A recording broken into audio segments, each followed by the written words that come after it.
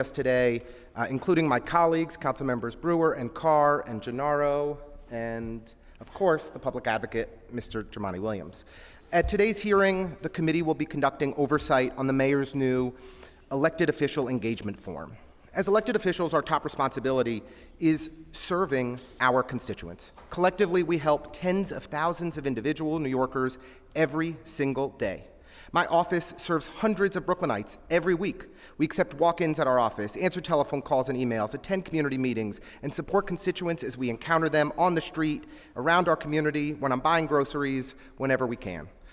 No matter how we hear about an issue, our goal is to respond and help New Yorkers navigate the labyrinth of city government. Much of this work requires partnering closely with city agencies. We meet regularly with agency heads, borough commissioners, deputy commissioners, and other agency staff to discuss issues and strategize on how we can work together to improve the lives of New Yorkers. Some of the best solutions come out of these very meetings.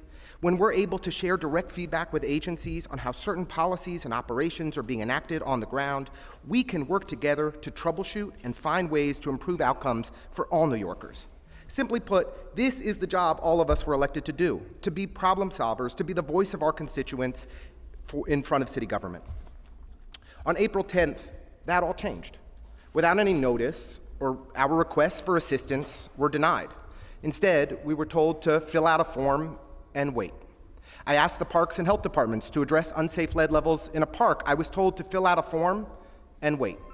My colleagues' requests for meetings about illegal dumping, a cannabis store near an elementary school, requests for agency representatives to attend community events, from job fairs to mental health forums, were all met with the very same response: fill out a form and wait.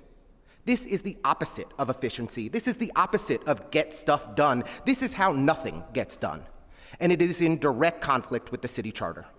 Based on the feedback we have received from colleagues, council members meet with senior leaders at city agencies an average of about 4 times a week, sometimes more, if you ask Councilmember Brewer. There are over 160 elected officials representing New York City at the city, state, and federal levels of government, and they are each engaging city agencies every single day. If 160 elected officials are sending one form request each day, and if the mayor is serious when he says he's reviewing every single one, that means no city agency will act on any issues from elected officials until the mayor has personally read hundreds of forms daily. If the mayor spends a minute reviewing every form and emailing an agency, that is over 2 hours every day. If that's what Mayor Adams plans to do all day, not only will our constituents' concerns be bogged down in a pointless, needless delay, the mayor would have less time to do his actual job. The mayor has already admitted what was clear from the start. This has nothing to do with efficiency. It's about preventing elected officials who question or criticize his administration from doing our jobs. City agencies are filled with hard-working policy experts. They are charter mandated to work with elected officials to solve problems. This is a dangerous politicization of city government to prevent city agencies from doing their job based on the political whims of the mayor. There are real issues facing our city that require leadership and the mayor's focused attention. 2 million New Yorkers and 1 in 4 children in our city are living in poverty. 1 in 3 tenants spend half their income on rent every month. 120,000 people are sleeping in the shelters tonight. These are the issues the mayor should be focused on, not politicizing our city agencies. Elected officials across all branches of government are baffled by this process. We sent a letter today to the mayor that was signed by 65 elected officials representing the people of New York City at the city, state, and federal levels, requesting that the mayor reverse this policy immediately. I've spoken with over a dozen former deputy mayors and commissioners who cannot understand how city government leaders are able to do their jobs with this inane policy in place.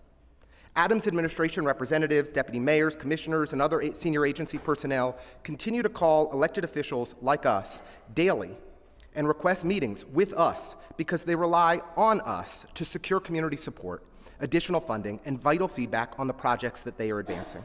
I look forward to hearing from Tiffany Raspberry, the senior advisor to the mayor and director of intergovernmental and external affairs, about why this new procedure is in fact necessary and how exactly it will improve transparency, communication, and efficiency between city, state, and federal elected officials and the Adams administration.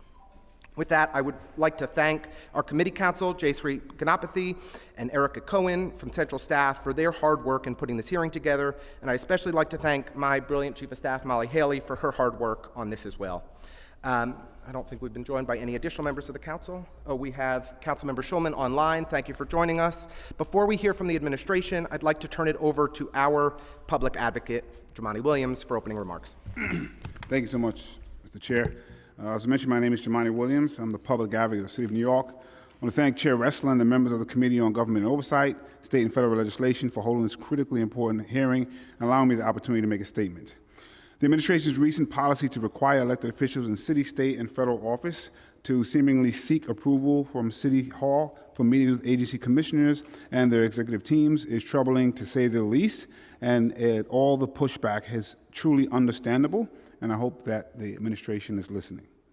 This policy, as was designed and presented, will stymie vital interaction between government partners, preventing public service on behalf of New Yorkers in order to service the administration's seeming need to exert further control over all government operations. Furthermore, it will set a dangerous precedent limiting follow-up and oversight as related to hearings. My colleagues on the council know how often commissioners need to get back to them on certain questions and issues. Quote, unquote, completed this form does not result in a guarantee of a meeting or appearance. With the administration's reserved right to decline any requests, I am concerned this policy is simply the latest in a wave of policies curtailing agency transparency. It is possible that serious issues in need of investigation, correction, and certainly public spotlighting may never see the light of day, denied by the mayor's office for any number of reasons. This is not the way to make government work for New Yorkers. And if the purpose of this is to make sure there's a trail of who's asking for what, that seems to be the functions of what government relations people would do. And I would recommend that the people who are getting the request be the ones that have to submit to a central repository, not elected officials who are elected specifically to provide oversight for their constituents. I was happy to learn that these forms are subject to our city's open data law, mandating public release and storage of municipal data. However, this policy should not exist, plain and simple. For offices like that of the public advocate, which exists outside the purview of the office of the mayor, this policy is a significant overreach. It would affect my office's ability to comply with our charter-mandated responsibilities. And as an ex-officio member of the council, I feel compelled to add it. It would also limit council members' ability to work collaboratively with agency partners and deliver results for their constituents. As I was once name-checked in a press conference, I do want to point out there's a difference between my other offices having a forum for constituents to try to make appointments than elected officials who are elected by our constituents to provide an oversight function to routinely meet with agencies. I'd also like to suggest that if there's an issue, as was now being pushed, of gathering information, conversations before something like this is put out may help everyone in figuring out what the issue really is and how we could address it. Everyone here are partners in government. Hopefully moving forward, we can have those conversations before these things are put into place, not after. Thank you very much. Thank you so much, Mr. Public Advocate. During the hearing, I will be calling on panelists to testify. I'd like to remind everyone who is testifying via Zoom that you will be on mute until you are called on to testify, at which point you will be unmuted by the host. For those of you who are testifying in person, be sure to sign up with the Sergeant of Arms in the back, even if you're registered in advance. We will now call representatives of the administration to testify. We will be hearing today again from Ms. Tiffany Raspberry, Senior Advisor to the Mayor and Director of Intergovernmental and External Affairs. This time, I'll call on the committee counsel to administer the oath.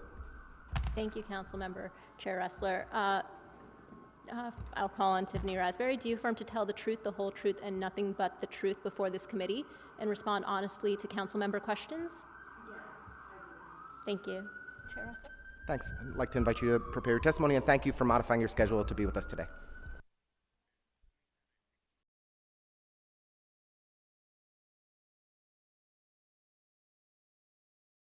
My name is Tiffany Raspberry.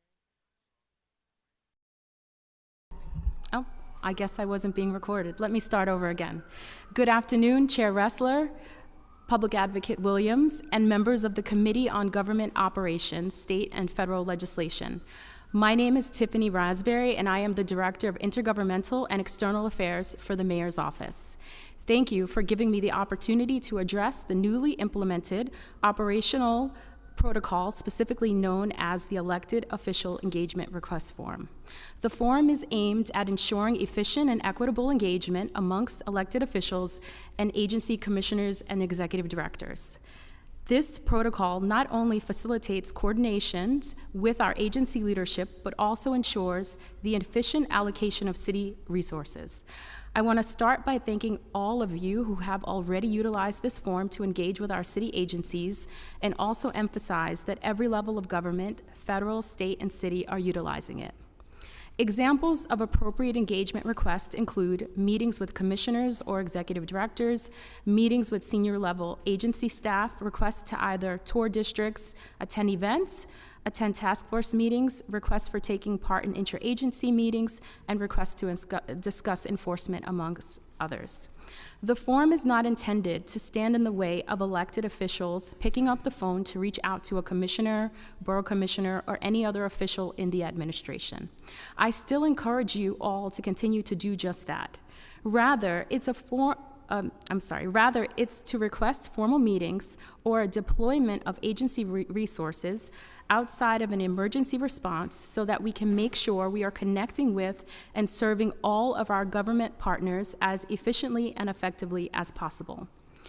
While we are still early in the process, we have already seen how this new system serves as a one-stop shop for elected officials to easily access every agency, regardless of whether or not they have specific contact information or individuals in those agencies. I would also like to make clear that this does not apply to inquiries for constituent cases, basic requests for information, general outreach regarding emergency issues, or standard project or informational updates that fall outside of formal briefings. Instead, this forum should be used for formal meeting requests with agency leadership and for the deployment of agency resources. For inquiries related to constituent cases, elected officials should feel free to contact the most appropriate agency contact, including agency leadership, as well as your partners here at City Hall, including myself, those on my team, or one of my colleagues for a response and attention to any matters. One of the key objectives of this protocol is to mitigate disparities in access among elected officials. While many elected officials know agency leadership or intergovernmental staff, there are many newly elected officials who may not have those contacts. This process seeks to prevent situations where certain elected officials have greater access than others, thereby fostering a level playing field for engagement. Additionally, it aims to streamline inquiries by consolidating issues raised by multiple officials into cohesive meetings, enhancing the administration's responsiveness and effectiveness. After clicking on the link, you will be directed to complete a brief questionnaire, which will allow the administration to enhance collaboration and streamline the delivery of services to our city. It also helps to ensure that the administration avoids duplicative efforts as we work toward our shared goals for the city. As of this morning, we have received a total of 182 requests through the form, and all have received a response. Of that, we received 51 requests from City Council members representing 23 different offices. It is important to acknowledge that no request has been denied, and the average turnaround time for approvals stands at 24 to 48 hours. Again, it is crucial to emphasize that in cases of emergencies or urgent matters, the Adams administration remains fully committed to promptly addressing issues without use of this form. Elected officials are not required to fill out the form for such matters, and our team stands ready to respond swiftly and effectively to any emergency situations. Likewise, again, I want to stress how the form is not for constituent cases and how those inquiries are not required to go through this process. I am optimistic about the continued collaboration between the Mayor's Office and the City Council, and I look forward to our ongoing efforts to serve the people of the City of New York. Thank you for your time and interest in this matter. Great. Thank you so much for your testimony. I'd like to acknowledge my colleagues, Councilmember Vernikov, Councilmember Palladino, and Councilmember Gutierrez. Thank you for joining us today. I'd like to start with a few questions, questions on a few topics, and then I'll pass it over to my colleagues. I'll just begin with a yes or no question. I just want to affirm your testimony. You've denied 0 requests to date. Yes, that is correct. So is there a situation in which you would deny a request? I haven't seen one yet. Okay, so, but you're willing to deny requests under what circumstances? I haven't seen an instance. I can't think of one. You cannot think of a situation in which a denial would be appropriate to an elected official request for a meeting? That is accurate. Okay, so I just want to remind you under oath that there is no situation that you can envision for which a denial to a request could be issued. At this moment, there is no situation that I can envision under which we will deny a request. Okay, we're very happy to hear that you expect all requests to be approved. I do not envision a scenario. I don't know how many times I can answer that question. I'll be happy to speak with you again in a month if you want, but I do not envision a scenario where a request will be denied. No, it's just helpful to know, because then we'll certainly make our concerns known if that policy were to change. I'd just like to shift to how this policy came into place. What authority does City Hall have to interfere with mayoral agencies' ability to advise and assist the members of the City Council? So I think that this is a mayoral administration policy, and so Mayor Adams has the authority to establish the policies for his administration. And I think he wanted me to share with you today that he would never intervene if any of you establish a process by which individuals should interact with your staff or team members. And so here at City Hall in this administration, we see our agencies and the commissioners not as separate entities, but of extensions of City Hall and as full partners of the Adams administration. Okay. I'd just like to note that if an elected official or the mayor himself were to have a policy where we needed to fill out a form to meet with him, I don't think anyone would blink. But what you've created here is a policy that applies to thousands of city workers, that for us to set up a meeting with any one of them, we have to go through a centralized process where you and the mayor are presumably reviewing each and every one of those requests. Is that right? We have a centralized system, and it is in fact true that the IGA team oversees the process. I'd like to just come back to the legal authority that you believe you have in creating this process. Chapter 16 of the city charter grants certain powers and duties, quote unquote, to the heads of mayoral agencies. In particular, Section 386 directs heads of mayoral agencies to, quote, advise and assist the mayor, other elected officials, and bodies of elected officials in regard to matters under the jurisdiction of their agencies. So I just want to ask again, what legal authority does the mayor have to interfere with mayoral agencies' ability to advise and assist the city council and other elected officials as is guaranteed in the city charter? Council Member Ressler, thank you so much for that question. I think you know this about me, but unfortunately I am not an attorney. So I can't answer that question, but I will refer that question to our Chief Counsel's office, and perhaps we can get you an answer. Was a legal analysis conducted of the mayor's ability to enact this policy in advance? The mayor conducts a legal analysis before he implements any new policies here. So a legal analysis was conducted in advance? The mayor conducts a legal analysis before the mayor's not a lawyer either, like you or me. Yes, but we have a very competent legal staff, our Chief Counsel, Lisa Zornberg, as well as the Office of the Corporation Counsel. So we did work in collaboration with them on the launch of this new protocol. So the Chief Counsel and the Corporation Counsel both reviewed this policy before it was enacted? They were both engaged in the development of it, yes. Okay, so they reviewed and approved this policy, and they reviewed Chapter 16 of the city. I can't speak to that. You can't speak to what they reviewed, but I would just like to underscore that the charter mandates that mayoral agencies advise and assist the mayor, other elected officials, and bodies of elected officials in regard to matters under the jurisdiction of their agencies. You know, you've recently put forward it appears you're intending to put forward a candidate for Corporation Counsel whose job is to represent the mayor, the city council, all of city government as the lawyer for the city, just as mayoral agency heads are required to do the same. Furthermore, the charter notes that heads of agencies shall, quote, have cognizance and control of the government, administration, and discipline of their agencies. So with that in mind, do you consider a meeting with an elected official to be part of the government and administration of a city agency? So I don't feel comfortable speaking on my interpretation of the city charter. It's not a legal interpretation, it's just a plain question. Do you consider a meeting with an elected official to be part of the government and administration of an agency?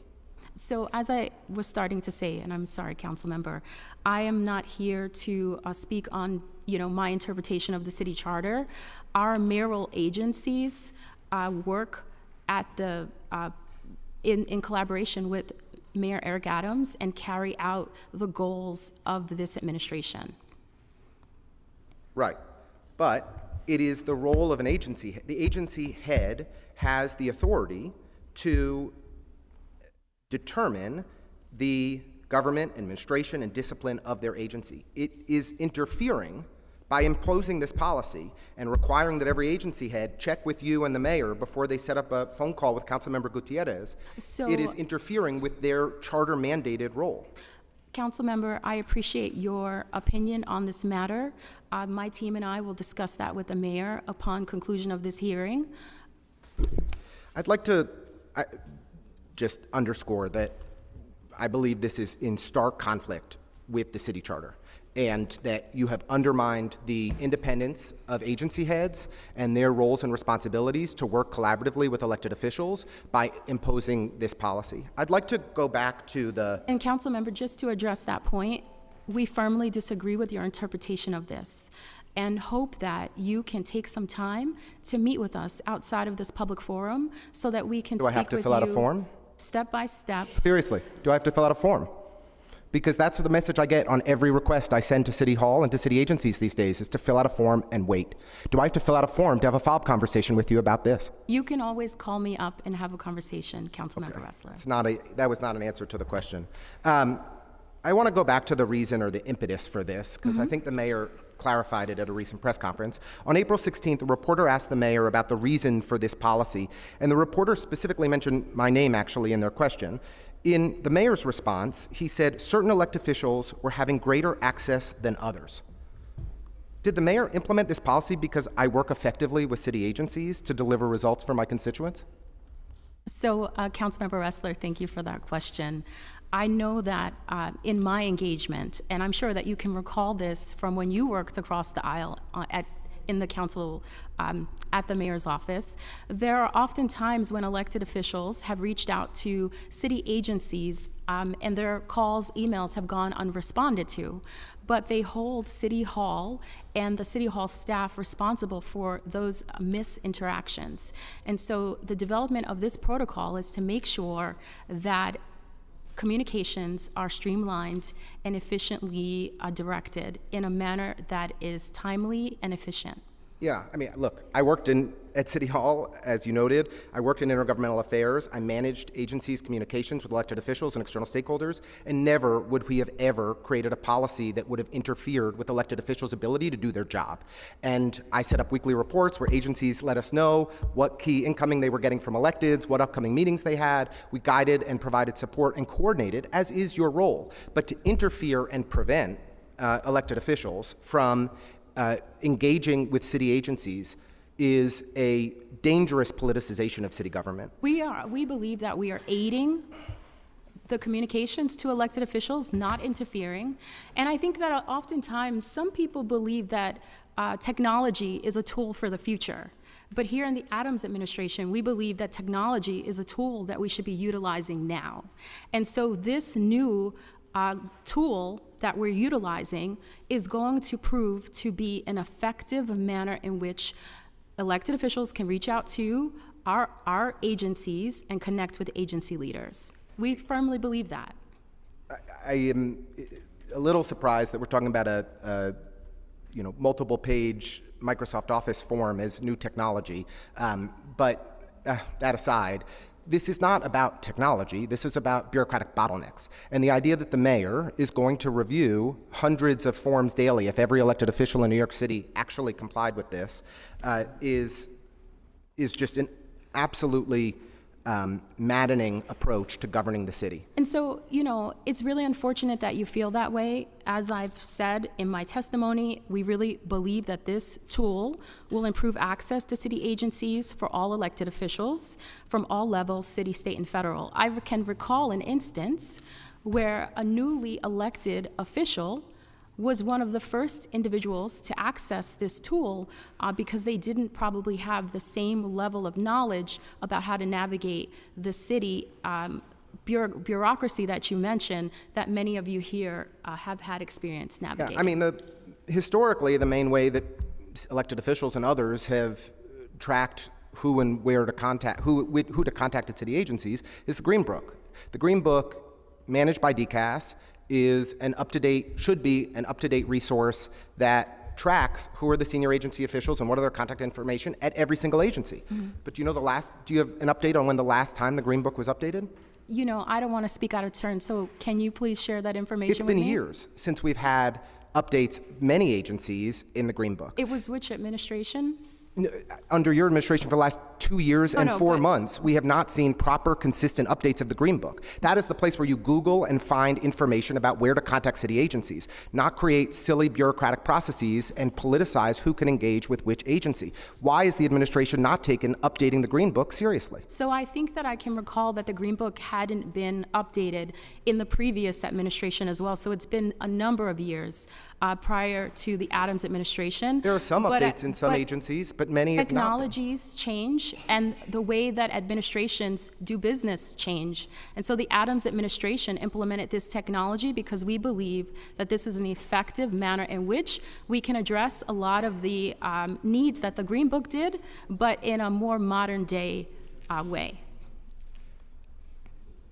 Why is it a more modern or efficient process, instead of having elected officials contact agencies directly, to have all of those hundreds of daily requests go through you and the mayor to personally review? How is that a more efficient process? So it's unfortunate that you are not open to just exploring how efficient this is. I can't. No, I want you to explain it to me, because it doesn't make any sense. I don't think there's anything more that I could say than I already said to justify so is the mayor reviewing every single one of these requests himself? The mayor believes that this is a great tool. He has access to the form and reserves the right to look at it whenever he wants to. But the responsibility of managing the form and the requests submitted lie within the IGA unit. So the mayor is reviewing every form? The mayor has access to it. He believes in the collection of data. You may have recalled him saying that at the beginning of his career, he was involved in the early form of the CompStat program.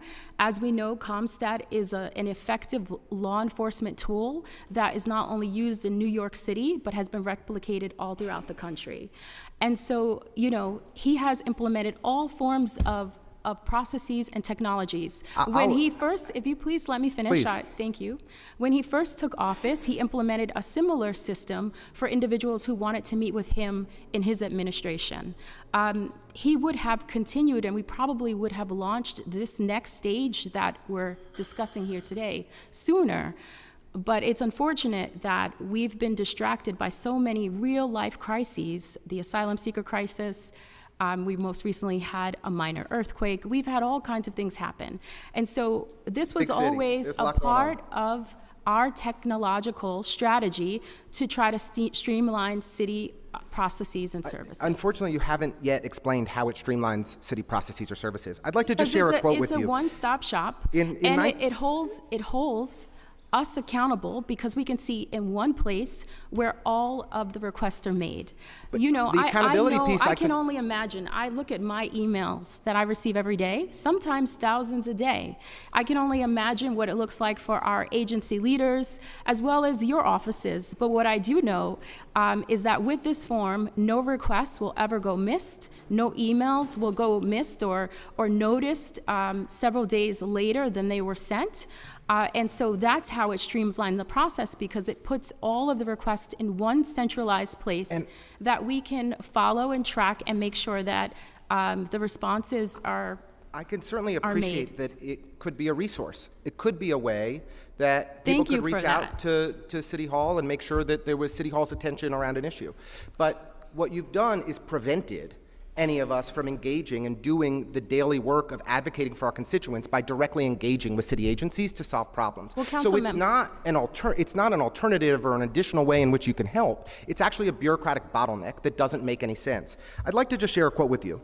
Back a few years ago, this quote, "The need of a comprehensive directory of city departments has long been recognized, but has remained for the present administration to issue the first edition of the Green Book," said Supervisor of the City Record Peter J. Brady in 1918. Over 100 years ago, we created a resource for people to be able to contact senior leadership and agencies. If the Adams administration were intent on making it easier for all of us to engage with city agencies and senior leadership, you would simply update the relevant information online and encourage every elected official to follow it and engage with the appropriate stakeholders at agencies. This process creates an unnecessary bottleneck. It's not about accountability, it's about undermining efficiency. It is actually about slowing down engagement and in making it harder for us to get our problems solved because we have the politicization of City Hall that is the lens through which everything is approved. Councilmember Ressler, it's unfortunate that you feel that way. I respectfully disagree with you.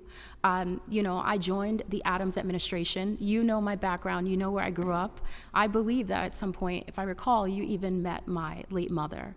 I did not join this administration to become a bureaucrat. I joined this administration so that I could contribute to the city of New York and serve not only the people of the city of New York and the community that I come from, but also to just do good work, to make a change, to make a difference. And that's what I'm committed to.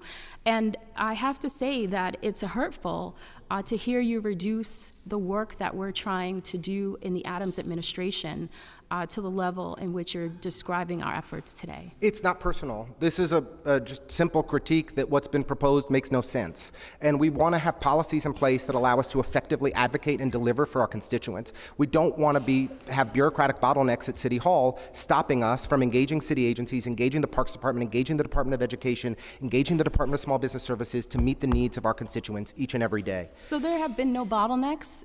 Most of the because most elected officials have refused to engage. And that's unfortunate, and I hope that those of you who have refused to engage reconsider, but many of you have engaged and have seen that the turnaround and the responses that you received from City Hall probably come a lot quicker than maybe you may have received from some of our agency staff, because they're busy serving the people of the city of New York every day as well.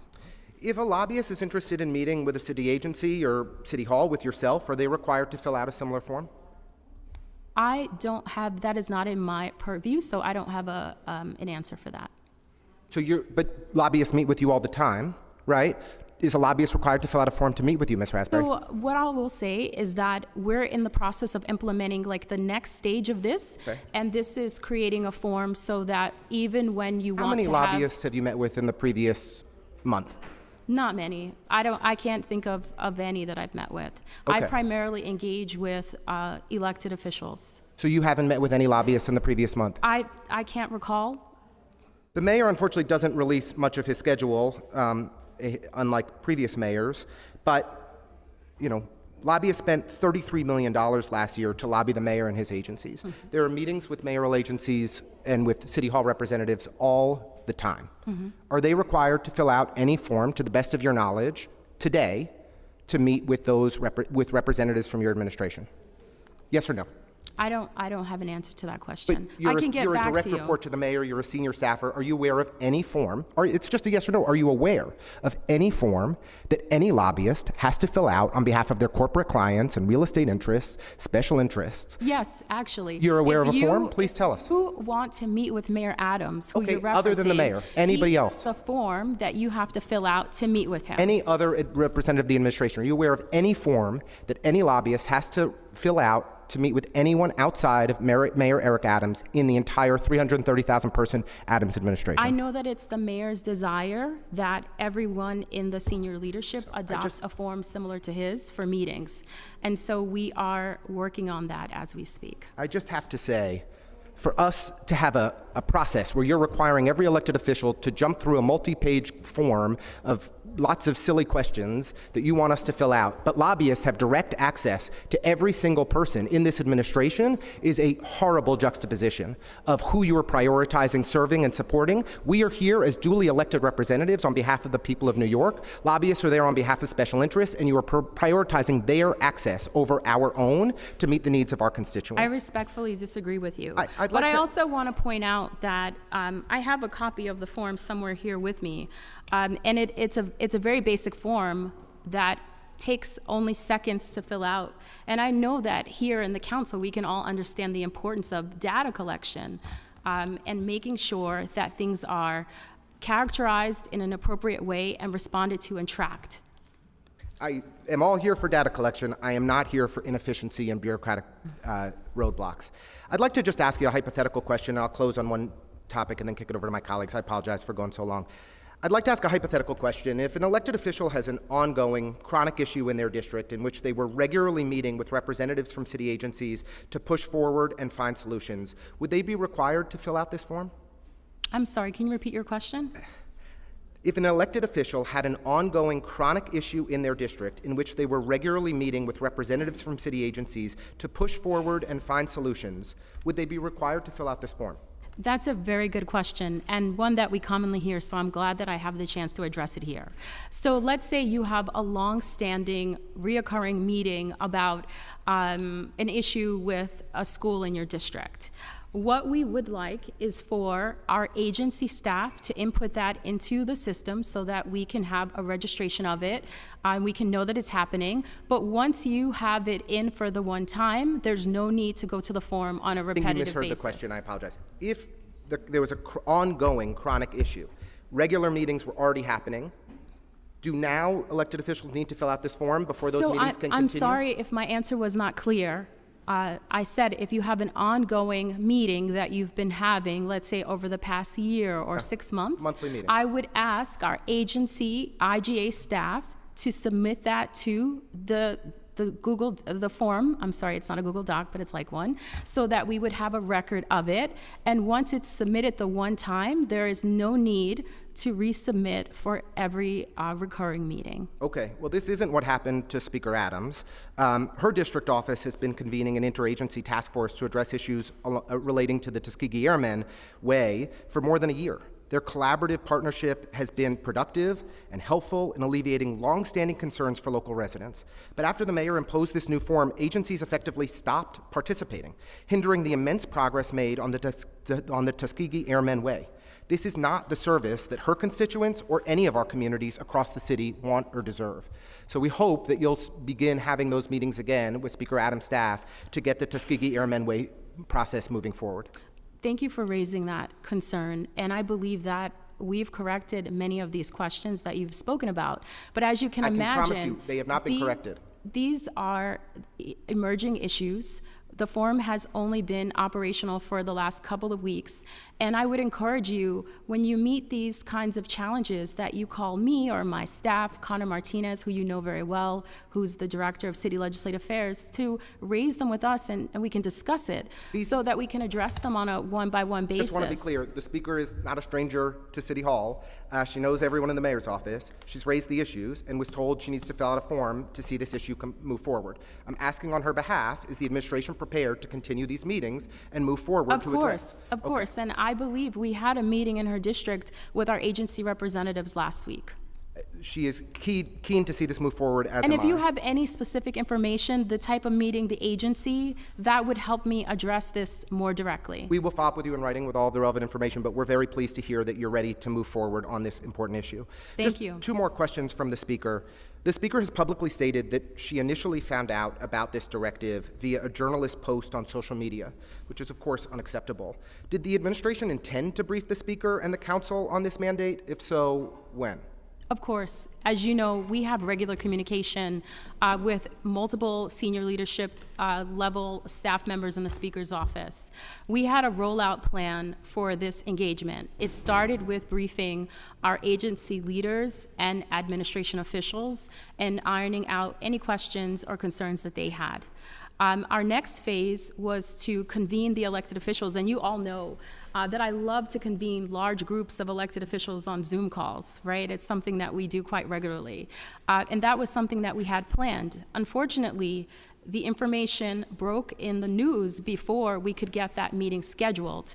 And at that point, instead of being able to communicate with all of you and discuss the rollout, we had to respond to the criticisms that were communicated to the press. And so it's very unfortunate. It is never our desire that you or anyone in the council find out about any policies that would impact the manner in which you would have to engage with this administration through the news. Well, we were certainly very disappointed to find out about this in the news rather than in direct communication from City Hall. And still, 3 weeks after the announcement of this policy, there has been no formal briefing, shy of an email that frankly included significant conflicting and contradictory information. One more question from the speaker, and then I'll pass it to my colleagues. Council members have had long-standing relationships with agency leadership and their staff for many years. I'm not asking Gail how many years. Since the implementation of this there you go. Since the implementation of this directive, we and our staff have received a lot of feedback from our agency partners, much of which has been angry and apologetic with regard to the disruption in helping us effectively serve our communities. What feedback, if any, have you received from agency commissioners and directors with regard to this forum? So I'm not going to share in this public forum private conversations that I have engaged with in my professional capacity, but we have received feedback from agency leaders. I've made myself available, as has the mayor, our deputy mayors, to any agency leader that has any concerns that they want to express or discuss. And I take and we all take very seriously all of the recommendations that have been made. Well, I think as is clear, it's disappointing that there was no consultation or communication with elected officials in advance of creating this process. It's even more disappointing that there hasn't been a briefing and a real conversation with elected officials in the 3 weeks since. I have heard from over a dozen people in senior roles in the Adams administration, folks at City Hall, intergov staff at agencies, agency heads, who have been embarrassed by this new policy and their inability to do their jobs effectively and to partner with us because they know how much they rely on us to do their jobs. I'm going to pass it to colleagues for questions, and hopefully we'll have some time to circle back for a second round. And Councilmember Ressler, thank you. I want to thank you for these questions and for this open dialogue. And I want to say, it's always a very tricky situation. My team and I are in the process of planning a briefing, and we honestly thought about doing it this week, but we didn't know if you might find it to be a conflict with this hearing, so we wanted to come to the hearing first, hear your concerns before we have the briefing. So you will receive a notification for a briefing very soon, and I hope that we can continue this dialogue, not just here in this public forum, but in a way where we can roll up our sleeves and really get things done. Thank you. And we've been joined by Council Members Holden and Hanif. I just want to say, deputy mayors, commissioners, staff at City Hall call me every day. And you could have called me too if you wanted to talk about it. We're always available to work together, even if that's not the approach of the Adams administration. I'm going to pass it over to colleagues for questions. We'll start with the public advocate and then Councilmember Brewer. Thank you, Madam Chair. Ms. Raspberry, I want to start off by acknowledging my belief of your genuinely wanting to do good for the people of the city of New York. I've known you for a long time. I believe that, so I want to start off, genuinely believe that. I also want to say that I think I want to do the same, and in that, I sometimes may make mistakes. That doesn't take away my intention of what I was trying to do and have been trying to do. I believe this administration as a whole, for over 2 years, has the inability to publicly say when they've made a mistake or done something they didn't mean to do. And instead of saying, we made an error here, here's how we're going to correct it, there's a doubling and tripling down of that. And from what I've heard in the testimony, it seems like there's now an attempt to clean up a process that wasn't well thought out from the beginning. I think there's a way that that could have been done without this hearing. And so that is my level of frustration. I did want to just quickly ask, and one of the things that was just mentioned, if something was mentioned by a reporter that wasn't supposed to be, and my understanding was that it was in response to something an administration had actually said, the administration actually said, why not pause the form, have the briefing, and then implement it? What was so urgent that we had to implement the form? at that moment in time? So thank you so much for your question, Public Advocate Williams. And I know that we are all well-intentioned in trying to work on behalf of the people of the city of New York. I just want to make it clear that the Adams administration, everything that we do is well thought out. I don't think it's a fair assessment to say we're not just haphazardly making decisions and taking actions. We have a lot of really highly skilled public servants who spend a great deal of time making sure that we are working to serve the people of New York the best way that we know how. You asked a very valid question about the rollout. Once the press wrote the story, we wanted to make sure that we communicated as much as we could. For any elected officials who reached out to us, we had meetings with them. Councilmember Ressler mentioned the correspondence that our team sent. I know that you said you felt that it was insufficient.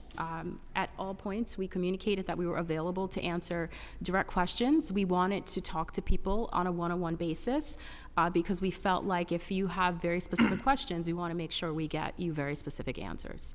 And so our plan was well thought out. But unfortunately, we live in a time now where there's a 24-hour news cycle. I just want, and I'm sorry, gently, I don't know how much time I have, but my specific question is, what was happening so urgently that you couldn't pause the implementation to have the conversations? Why did it have to happen right at that moment in time? Having quick starts and stops is confusing.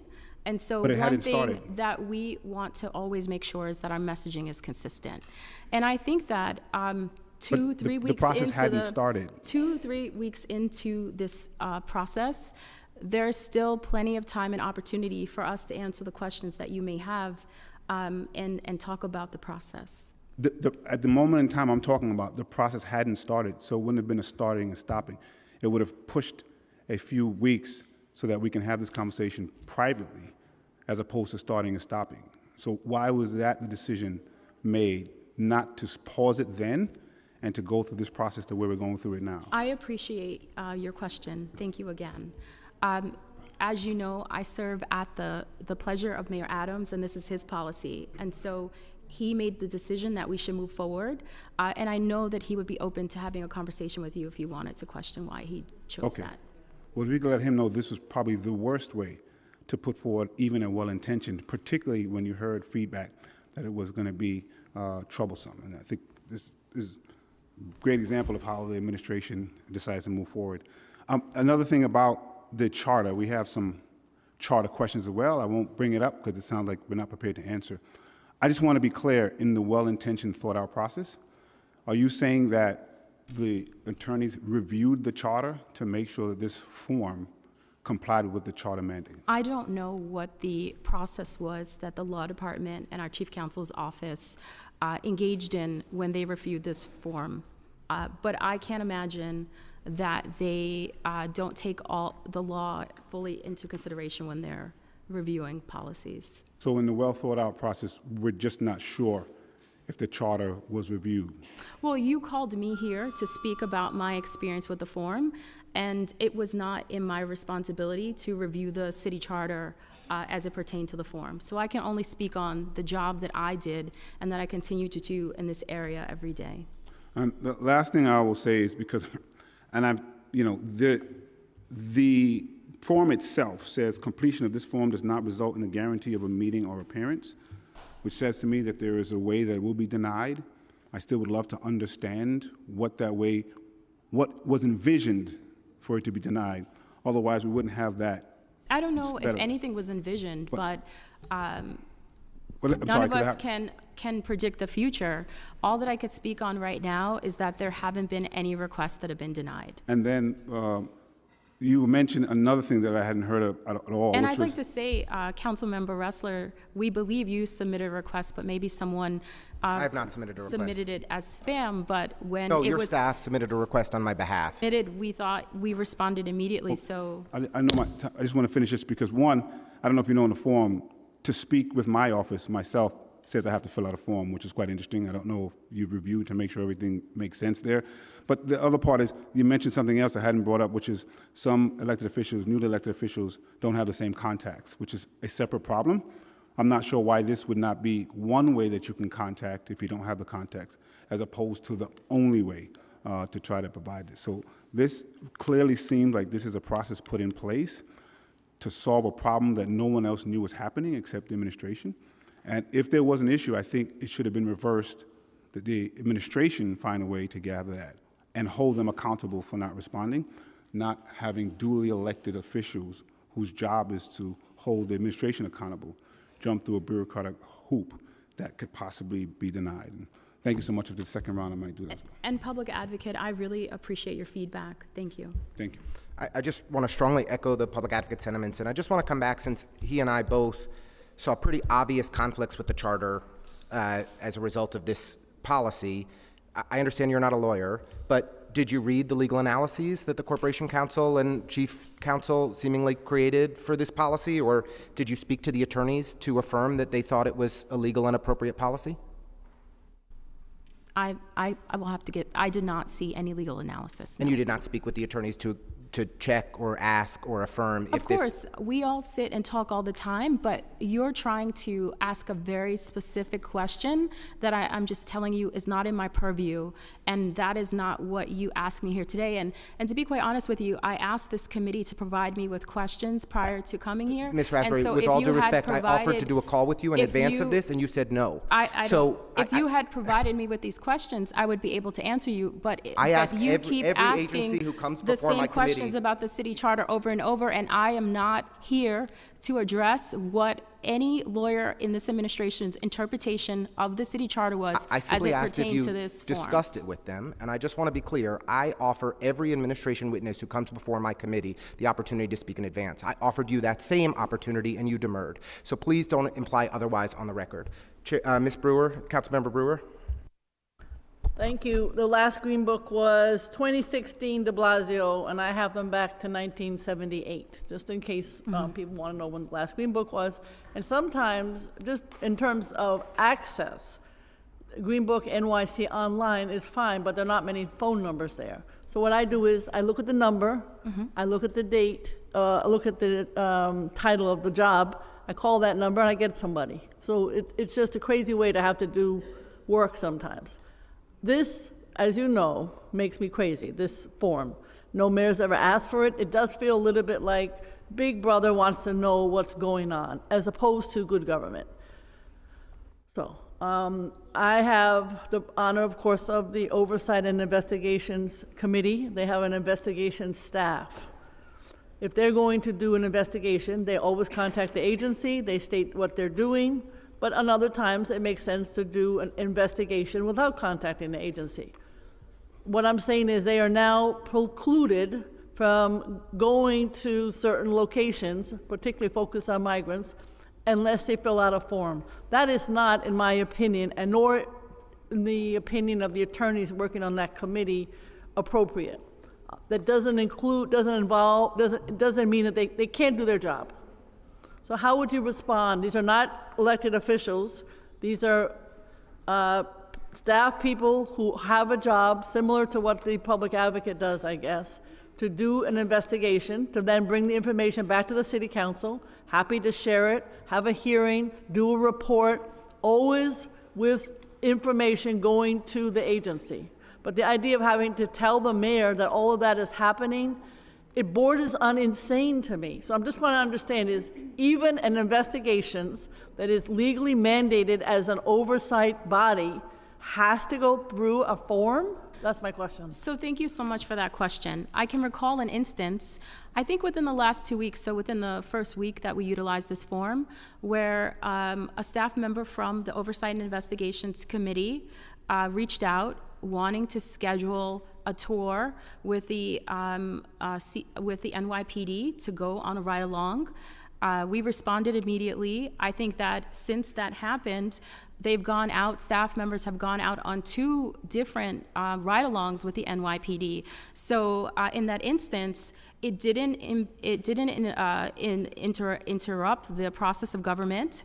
And it's no different than what was happening before, because prior to this, anytime the Oversight and Investigations Committee wanted to engage with any of our agencies, they would reach out on average to the IGA unit, and we would respond. Well, So that's no different. Okay, than but that's this. different than filling out a form. There's a very different feeling than in some cases calling to let you or your staff know what's going on. It's a very different feeling. I think it's psychological, because I think that we're moving into a different time, and putting your name and address and a question into a submission form. Okay. I think that this form has sort of become like the boogeyman in the room, and I don't know if you've ever opened it or looked at it, but it's not Okay. as complicated as. We're going to differ. Let's just keep going. Today's Daily News had a story on this topic and mentioned that all of the forms that have been filled out need to be on the open data platform. Are they? Are you asking me about the open data law? Yeah. I know the open data law. I wrote it. The administration is compliant with the law on those matters. So the requests that have been made, which would be in a database, are now on the open data platform? That's a question. So I know that our chief counsel is working with OTI to make sure that we are compliant with this form. For this particular request of data? Okay. Yes. Now, agencies, as you know, with all due respect, I know most of the commissioners longer than you, longer than the mayor. I know most of the people in the agencies longer than you and longer than the mayor. And I have all their cell numbers. Literally half of city government, I have their cell number. And I have 30,000 interns in city government, all over the place.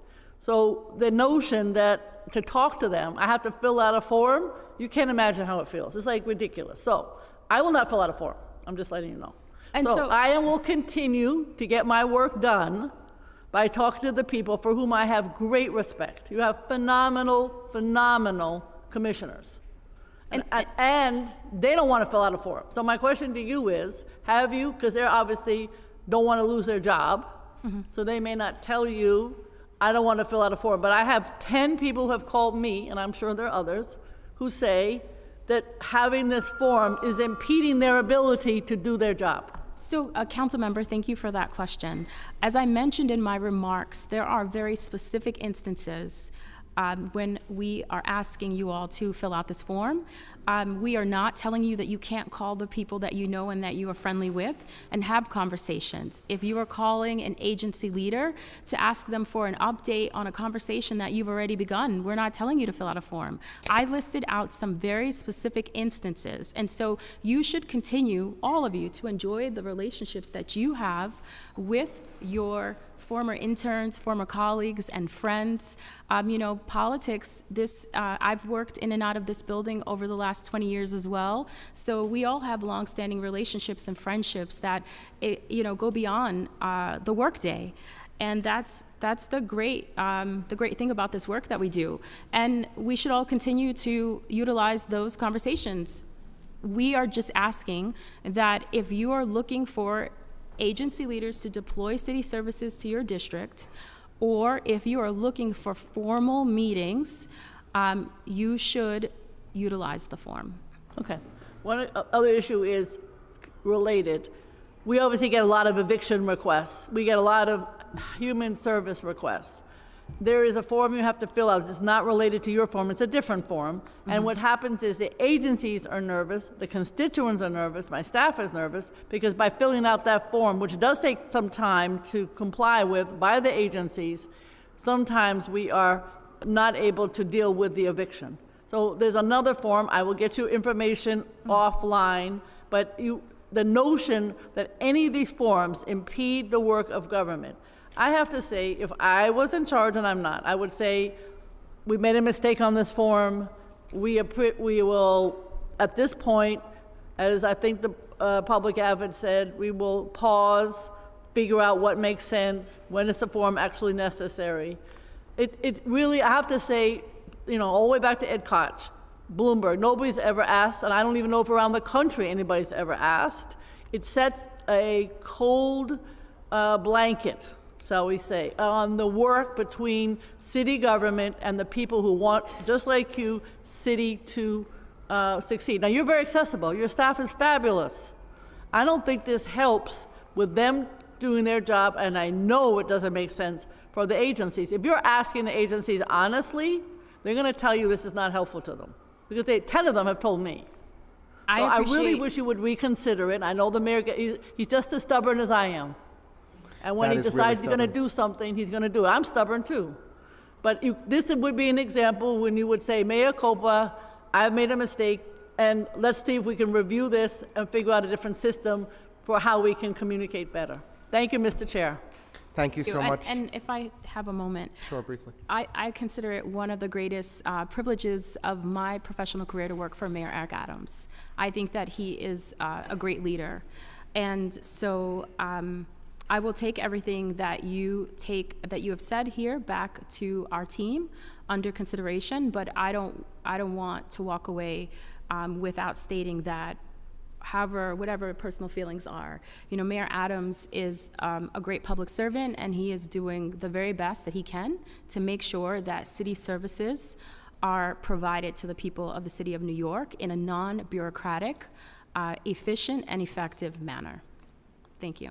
Thank you, Councilmember Brewer. I'd like to now pass it to Councilmember Gutierrez and thank her for her leadership on kind of calling out the importance of the open data law. And I'd like to acknowledge our education chair, Councilmember Rita Joseph, for joining us. Thank you for being here. Thank you, Chair. Tiffany, thank you for your testimony. Can I just have a clear understanding, maybe I missed this in your examples, where the submission of this form would be required? Requesting a meeting with police captain at my local precinct. Do I need to fill out that form? So yes, he's considered an agency leader.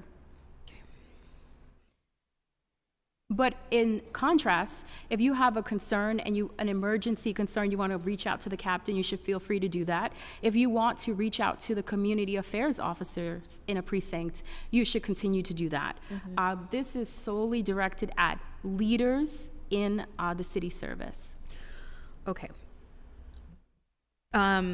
Well, I'll just say that in my experience in North Brooklyn, we've had quite a turnover of captains in the 2.5 years since I've been in office. So this would be this scenario of submitting forms would be often in this instance if I'm requesting a meet and greet with the new captain, because it's happened in multiple of my precincts within a very short window of time.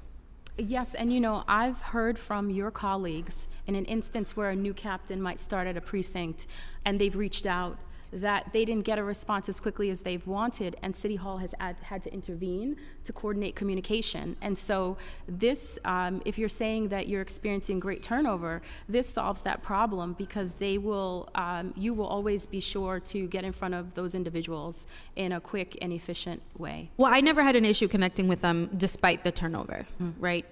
In general, the culture has been, I'm new here, let's meet with the elected officials. And now what I'm saying is the requirement of this form makes it so on top of the turnover, there's a constant, we have to submit a form to do a meeting, just a meet and greet with new captains. But I do want to move on. I'm sorry, Tiffany. If the captain wants to reach out to you, the captain does not have to submit a form. So we are not trying to impose upon any desire that any agency leaders have to need to engage with your offices. What about meeting with school principals? School principals do not fall into this category. And what about anybody from the local firehouses? If you're meeting with leadership, it would apply. Okay.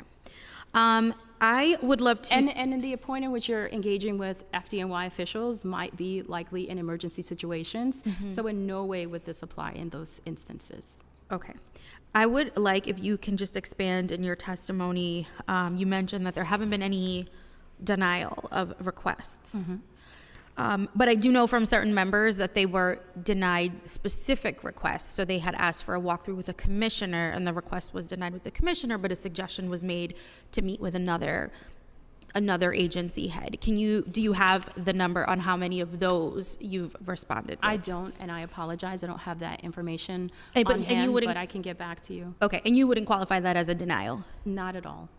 Okay, but if a member is seeking a walkthrough with a commissioner and the agency says, no, but you can meet with so-and-so, that is a denial.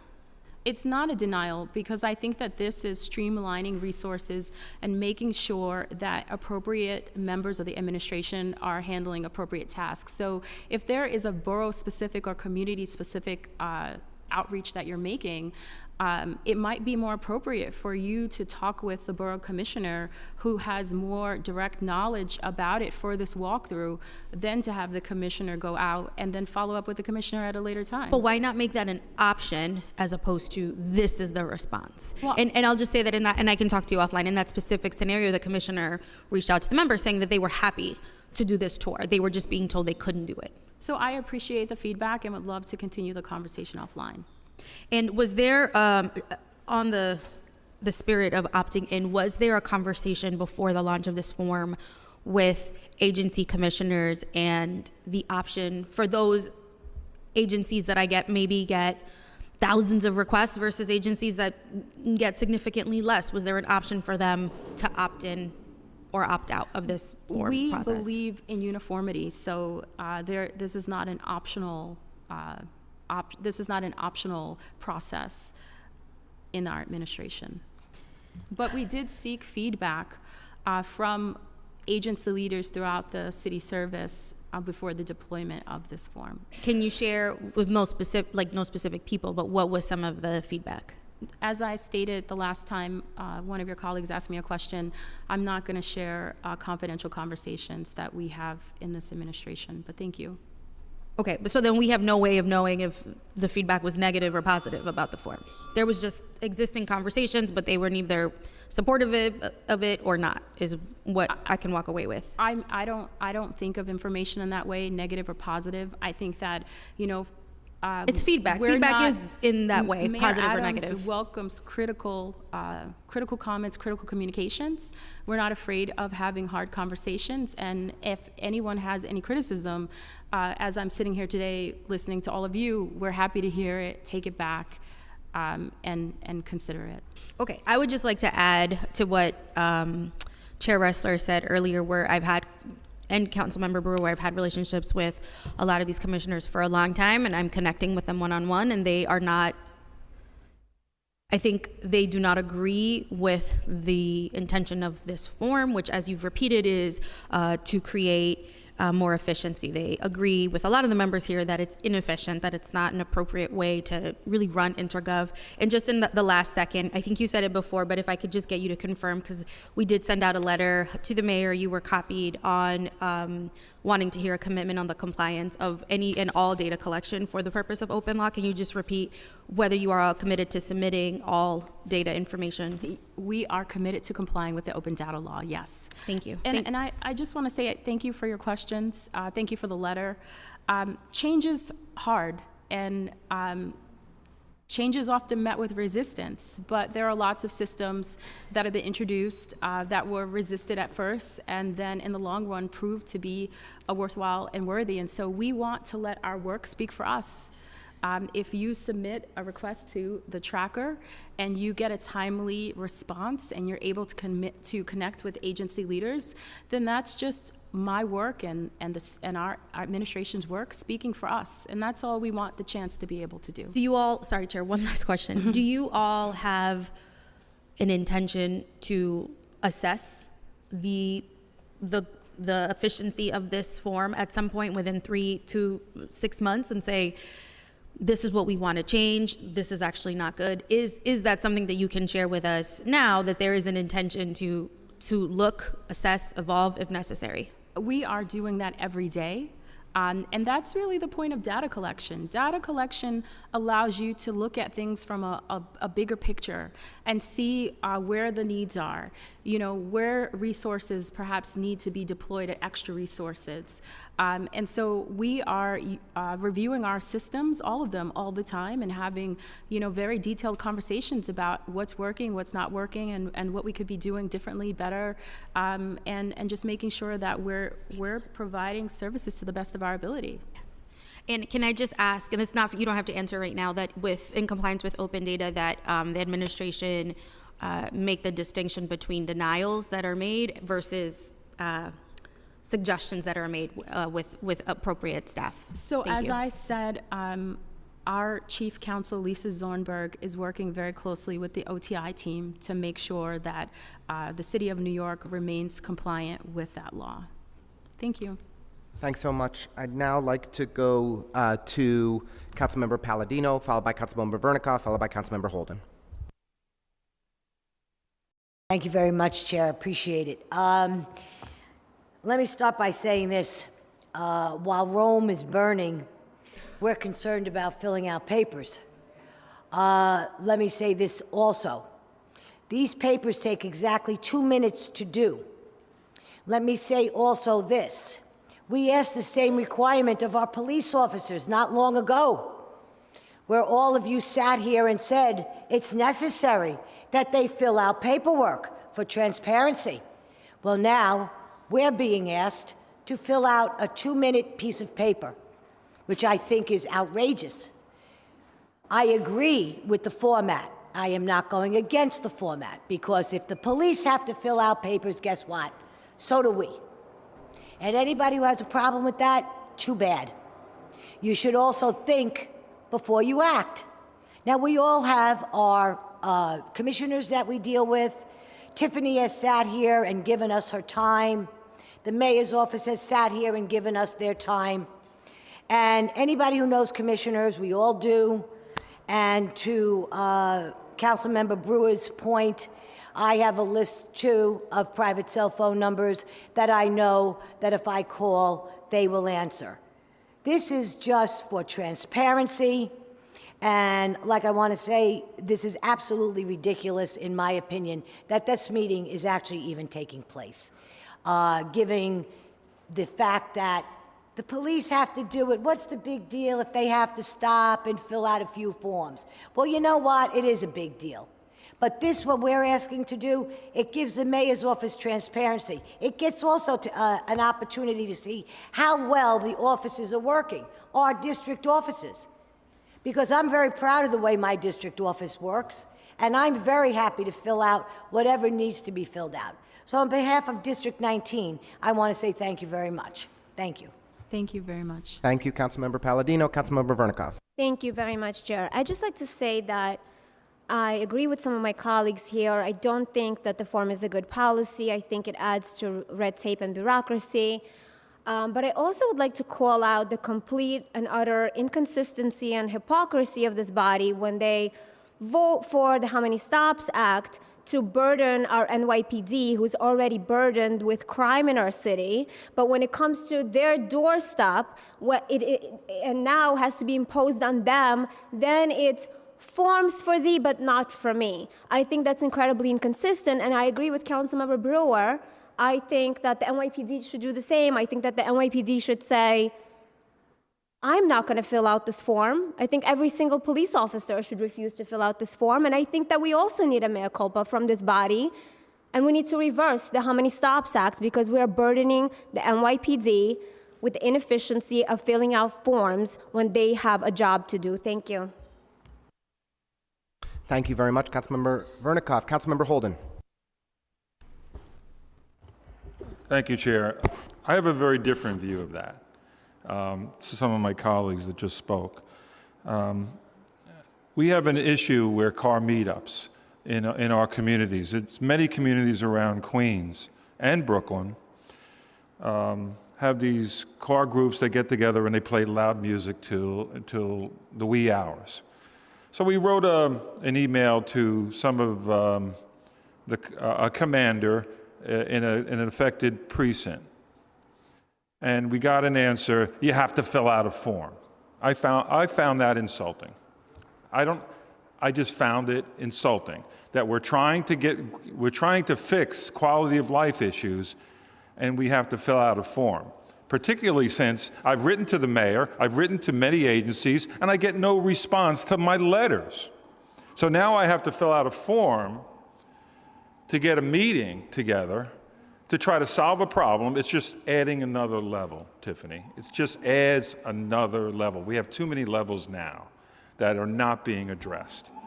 We have quality of life issues for whatever reason. I don't want to get into all the problems that we're having, but we do have a crisis. The last thing we need is to talk to somebody to fill out paperwork on an ongoing issue. You said in your testimony that if it's an ongoing issue, constituents are complaining, that we don't have to fill out forms. Well, we do now. But if I could show you all the letters that I've written to City Hall and to agencies that we spent a lot of time writing letters, and I don't even get a response, not an email, not a response. And if you want to see it, I'll give it to you. So adding this level and adding bureaucracy to our jobs is unnecessary. And I have to agree with the public advocate. Normally I don't, but I have to agree with him on this, that what was the rush? What was the rush to roll this out, Tiffany? Tell me why. I know that you said that we got into other issues, but there's always other issues in the city. What was the rush to just hold it for a few weeks until you heard the questions on this committee? We don't know all the rules yet. Mm-hmm. Do you think that's wise to roll something out when we don't even know when do we have to fill out this form? What issues do we have to, when is it appropriate? When is it not appropriate? You see, that's adding another layer unnecessarily. If you gave us, some feedback, or if you told a speaker about this, and if we were able to give feedback, we'd say, here's a better way to do this. Here's our suggestions. We didn't get that opportunity. And we're oversight, by the way. We're oversight on the mayor's office. So we're giving you feedback. It's not personal, but I just think this is unnecessary. Councilmember Holden, thank you so much for your comments. Our team will be following up with you to address the issues that you raised. I'm not here to interject my personal opinions about anything. I'm just here to speak on the usage of this form. But as I said before, I'm happy to meet with any of you who want to meet after this hearing so that we can discuss the concerns and recommendations that you have. But again, listen to, you got to almost put yourself in our position too. I understand. I'm not going to get into the how many stops. Again, we're not here for that. That's been done. What we're here for is to make this city work and to address quality of life. When my former precinct commander, who I feel didn't address half the issues that on car meetups. In fact, they never gave summonses to the people making noise at all hours for a couple of years. We got very few noise summonses. And then I had to come up with legislation to try to solve that.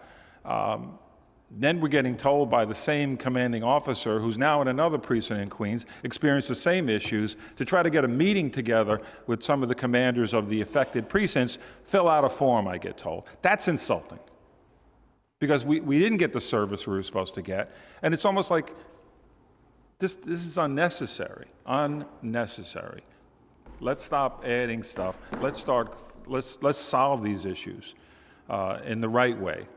And if we have to know all the rules and regulations to filling out a form, then you got to see that's adding another layer of bureaucracy.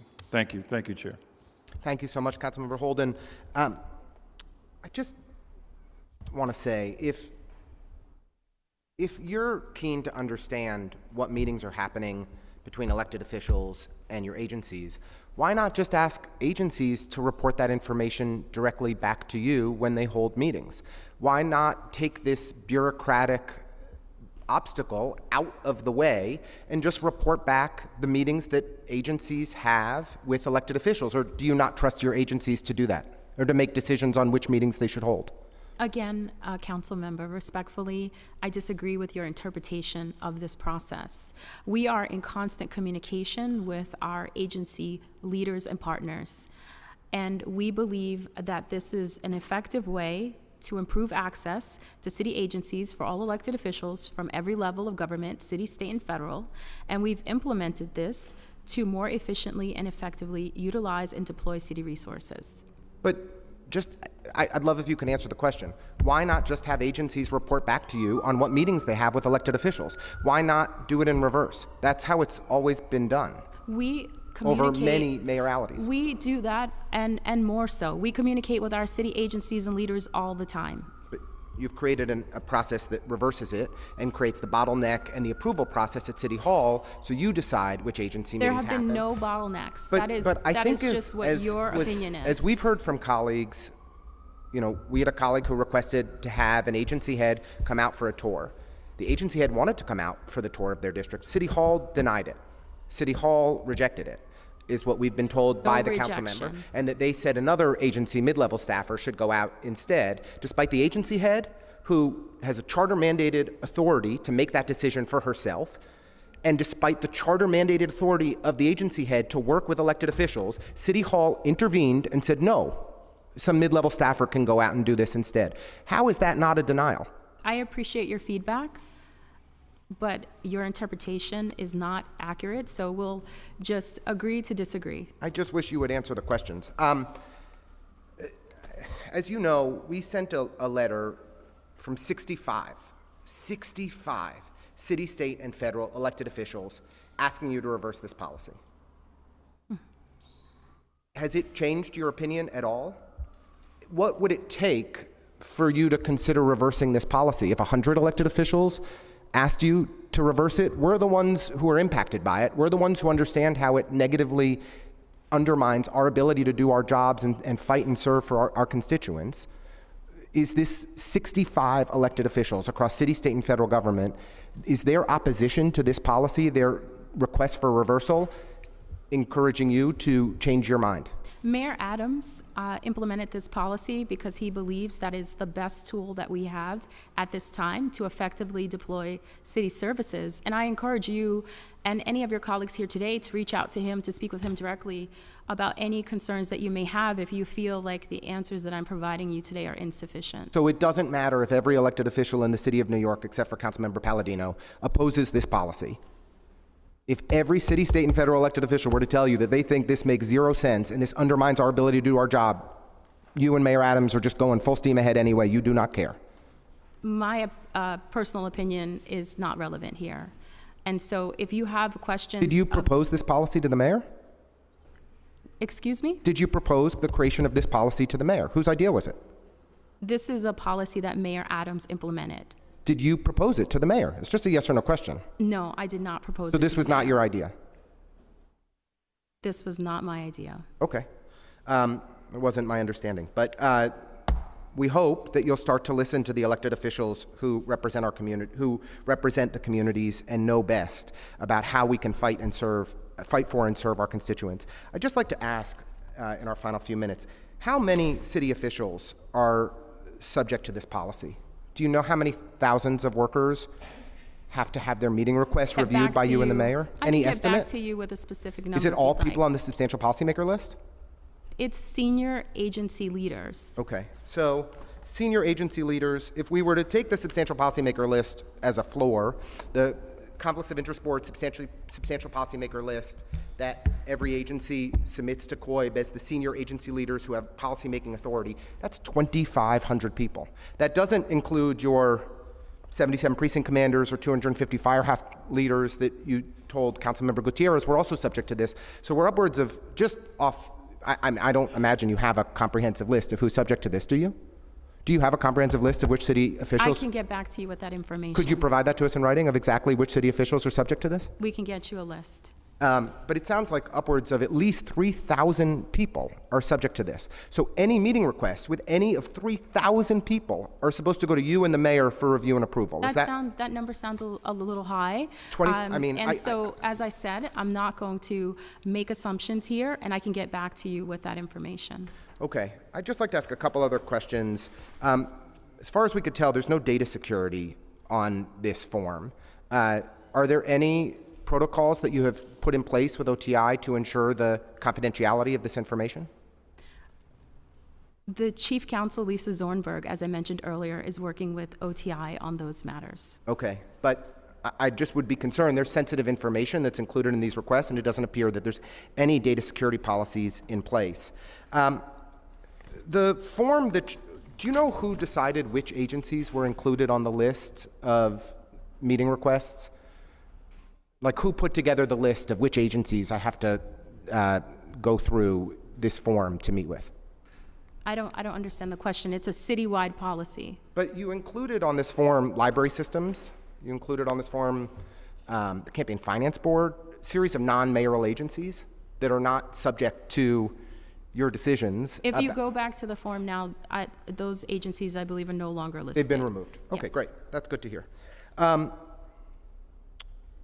like to just ask a question about kind of what issues are subject to this form and what are not. One of the categories on here is enforcement.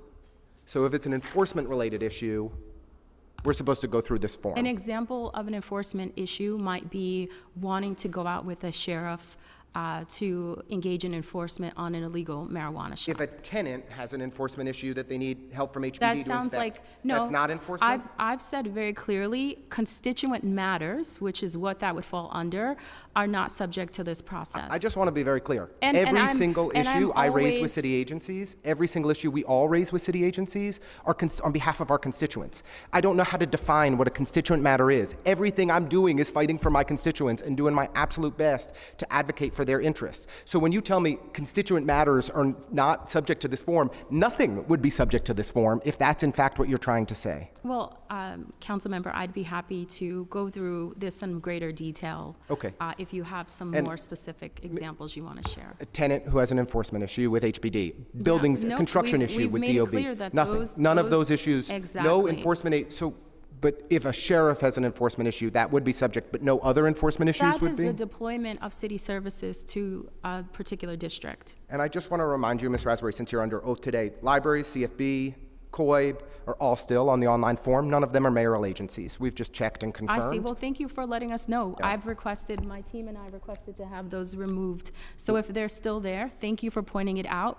We will work with OTI to make sure that they're removed. I want to be respectful that you modified your calendar to stay with us till 3 o'clock. I do really appreciate you coming in and engaging in a back and forth and a conversation and being willing to testify. You were the person that we hope to have come before us today, and you were willing to make yourself available. We appreciate it. I just want to close by saying 65 elected officials have made as clear as possible to the mayor and to you and the whole team that this policy doesn't work. The speaker, 35 members of the city council, dozens of state legislators, members of Congress have said plainly, directly, this policy doesn't work. This is an absolutely problematic policy that undermines our ability to do our jobs. And we're requesting that this policy immediately be reversed because it doesn't make sense. Thank you for joining us today, and we look forward to hearing back from you on some of the items that we raised that you said you'd circle back on. In particular, we'd like to follow up with legal representation from the mayor's office to understand the analysis of how, in fact, this policy is not in direct conflict with the city charter. Thank you. And just on the letter, I appreciate you sharing that with us. And it's our intention to work so that we can demonstrate to you and all of your elected official colleagues in government that signed the letter to demonstrate how this tool will be an effective use for government and will, in fact, accomplish our goals, which are to deploy city services in an efficient and streamlined manner. Thank you. Thank you very much, Ms. Raspberry. Have a nice day. We're going to have a next panel of witnesses after folks clear out, so we'll give folks a minute.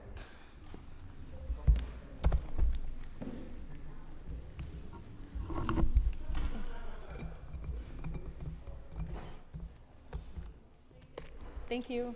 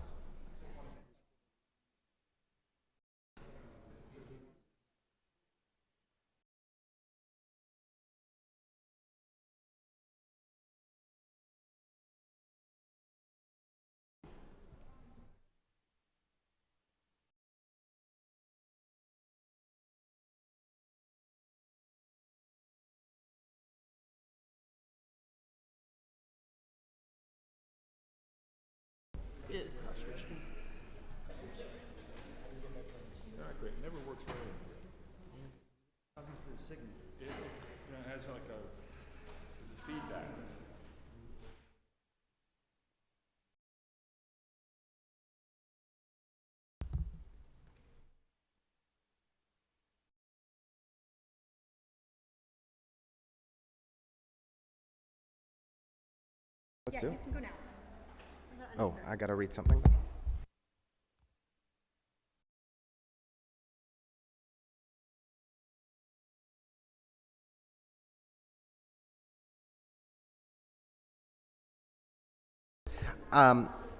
I'd now like to open the hearing for public testimony. I remind members of the public that this is a formal governmental proceeding and that decorum shall be observed at all times. As such, members of the public shall remain silent at all times. The witness table is reserved for people who wish to testify.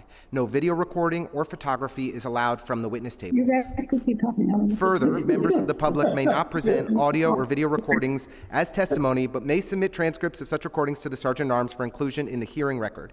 If you wish to speak at today's hearing, please fill out an appearance card with the Sergeant-at-Arms and wait to be recognized. When recognized, you will have 3 minutes to speak on today's hearing topic, the elected official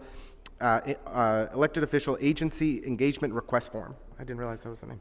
If you have written statement or additional written testimony you wish to submit for the record, please provide a copy of the testimony to the Sergeant-at-Arms. You may also email written testimony to testimony@council.nysc.gov within 72 hours of this hearing. Audio and video recordings will not be accepted. Once again, and for those of you who are testifying in person and register in advance, please fill out an appearance card with the Sergeant-at-Arms.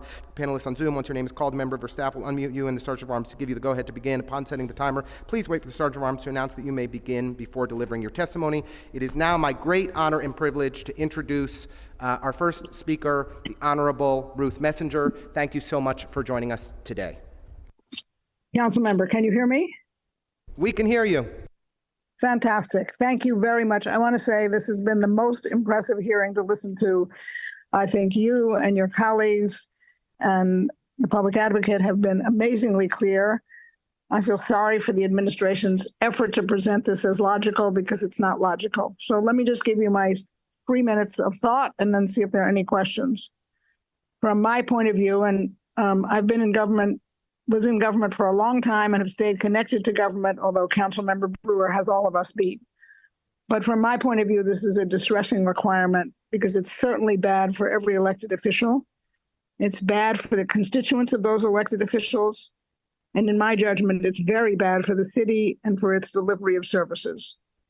What matters in this very large city and what helps it to be human is relationships.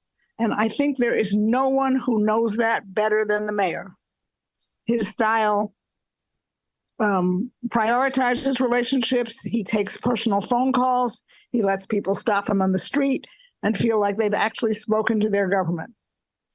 He ought to understand, especially since he was a non-mayoral elected official representing the borough of Brooklyn, that elected officials thrive on these kinds of relationships with their constituents. They thrive on being elected to make a difference, and they thrive on being able to make a difference, partly because they develop capacity to get quickly to people in charge, often on issues, as several of you have pointed out, that are harrowingly immediate. I'm dealing most frequently now with the status of immigrants and asylum seekers whose children are being taken out of school.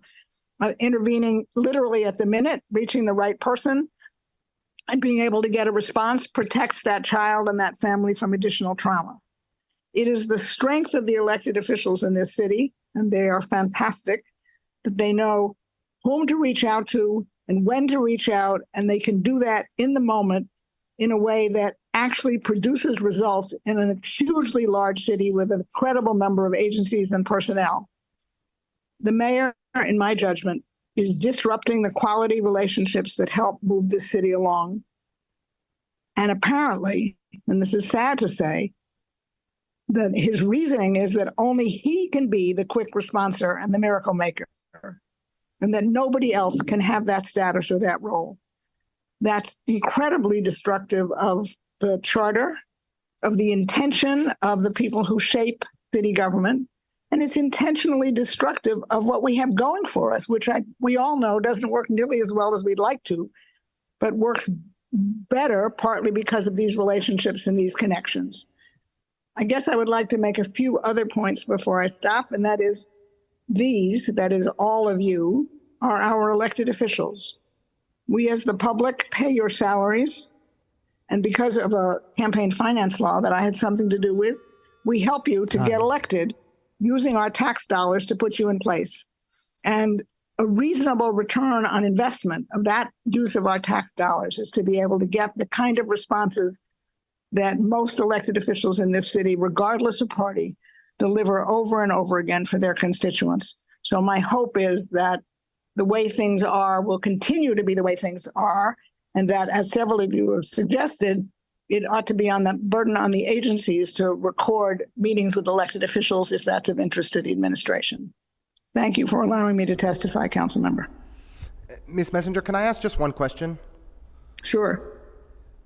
Can you share from your historical perspective of working with different administrations, as borough president, et cetera, running for mayor, can you recall a mayor doing anything like this in the past? Actually, the answer is a great question, Council Member, because the answer is no, except almost as a joke. So some of you who are terribly old might remember that I regularly disagreed with Ed Koch on issues of policy. And for various reasons, I was one of the people willing to disagree with him in public. And he would regularly say, sometimes publicly, sometimes to me, and I know sometimes to his deputy mayors and commissioners, well, let's just not do any work in her district. But it was always said as a joke. It was his understanding that whatever we disagreed with on policy, I still needed the garbage on the west side picked up. I still needed protection for the schools. And he knew that I would call, and he knew that starting with his first deputy mayor, Nat Leventhal, down to his commissioners, would respond to me as a concerned and informed elected official. So your question is great because it was sort of a joke during the Koch administration, but it never was more than a joke because he knew that I had to do my job and he had to do his job. And part of that was disagreeing with each other on policy. And part of that was using the network, the complex network that is a mayoral administration in New York to be sure that we got things done. Great. That is really helpful. Even the height of the Giuliani administration, we never saw policies like this. It's really quite something. Thank you so much for taking the time to testify. I know you have. I'm going to add one sentence. As some of you know, I do a lot of work. I do a lot of work on a lot of issues. I do some of that work in and of and for the Jewish community in New York.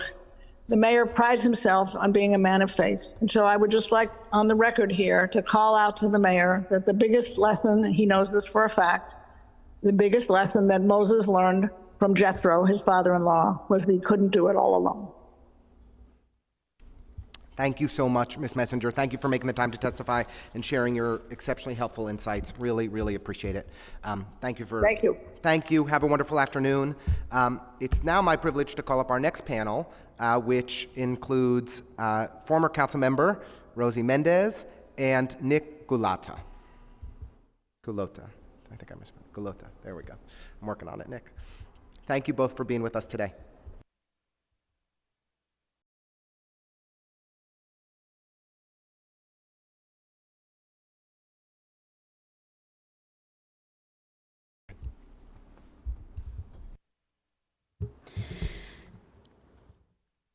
Good afternoon, Chair Ressler. It's very nice to be back in this house in this capacity.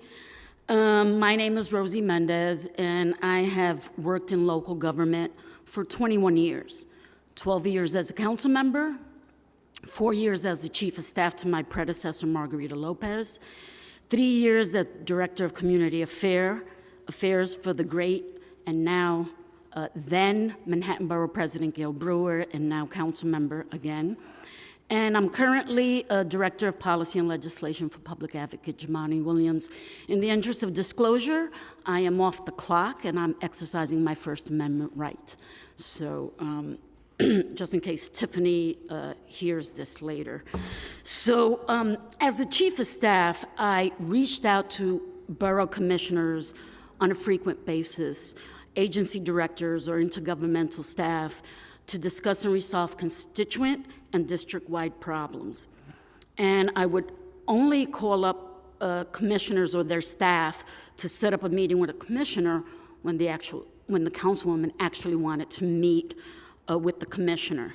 It is in that capacity that I advanced and resolved the issues of the district and Council District 2. As the councilwoman for Council District 2, I would meet with commissioners and chairs of commissions such as Landmarks Preservation Commission, the City Planning Commission, and the School Construction Authority on a regular basis. Those meetings focused on group constituent matters, proposed designations of landmark status for buildings in historic districts, proposed rezonings, as well as alignment on capital allocations and status updates.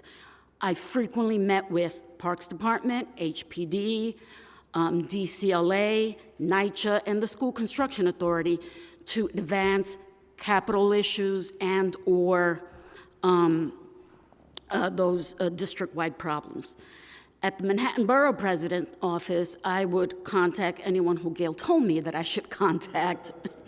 But in that capacity as Director of Community Affairs, most of my discussions were with oath because I oversaw all the work of staff with the community boards, and there were inevitably always issues and conflicts, and we ended up going to oath a couple of times to try to resolve them.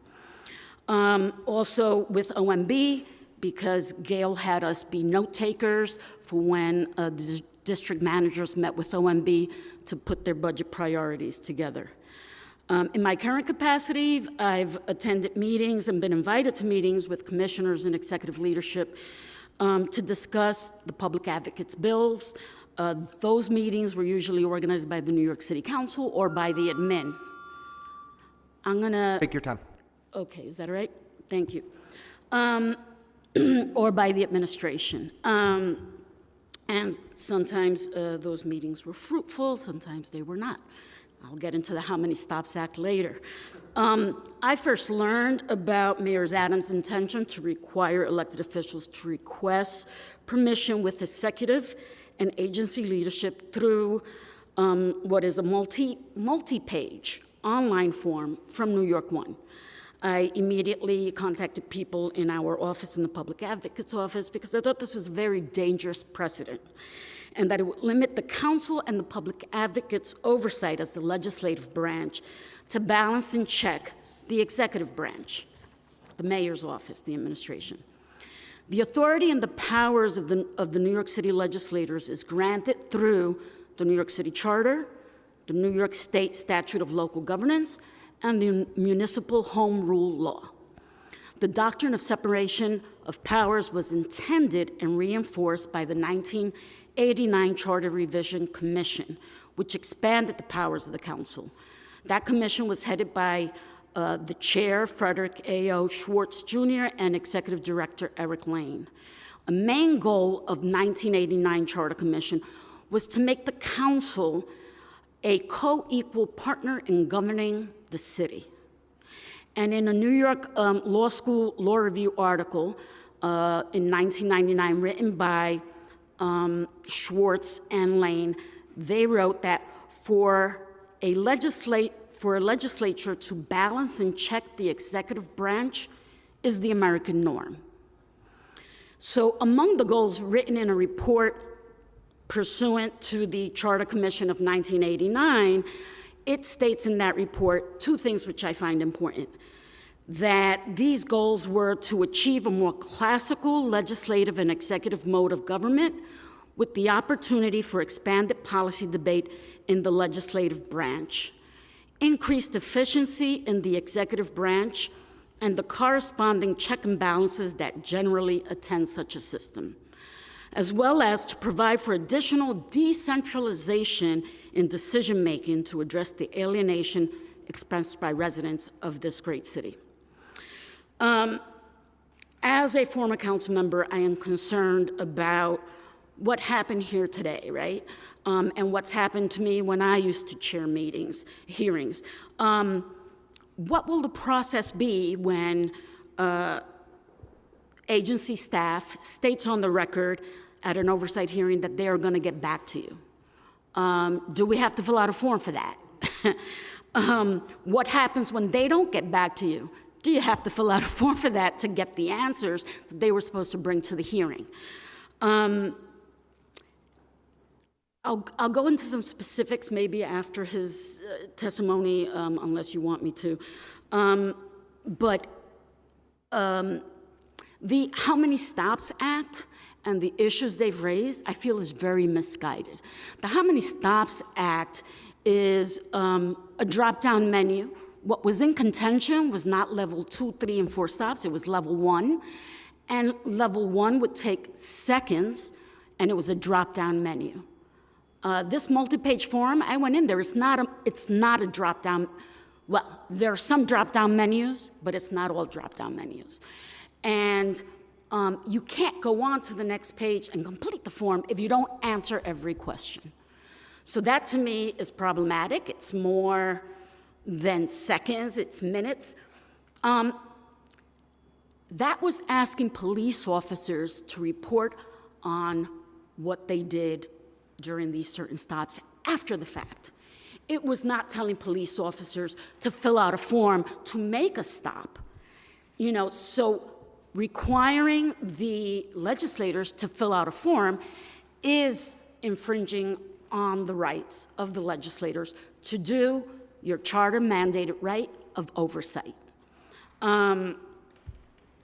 There's a couple of things that Tiffany Raspberry said, and I will state that I was very disappointed that she was the only one here. I've been at hearings where there are multiple people that will answer the questions. Why wasn't the general counsel here? Why weren't other people here who could answer the questions? And more so, if they couldn't come, why didn't Tiffany get those answers? You know, you would think you would anticipate these questions and come back prepared to answer them. Instead, now you gotta wait and possibly fill out a form to get those answers. You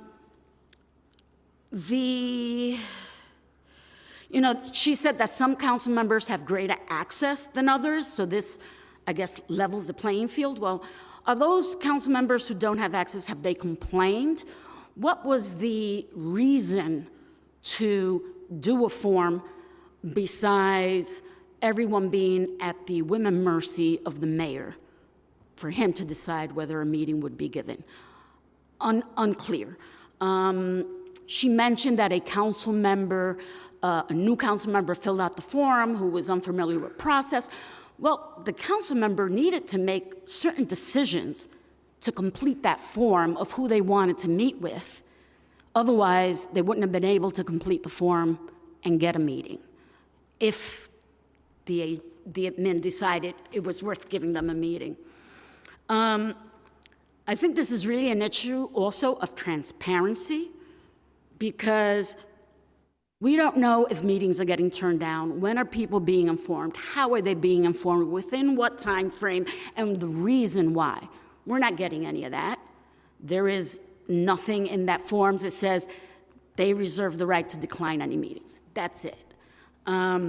So that is very problematic.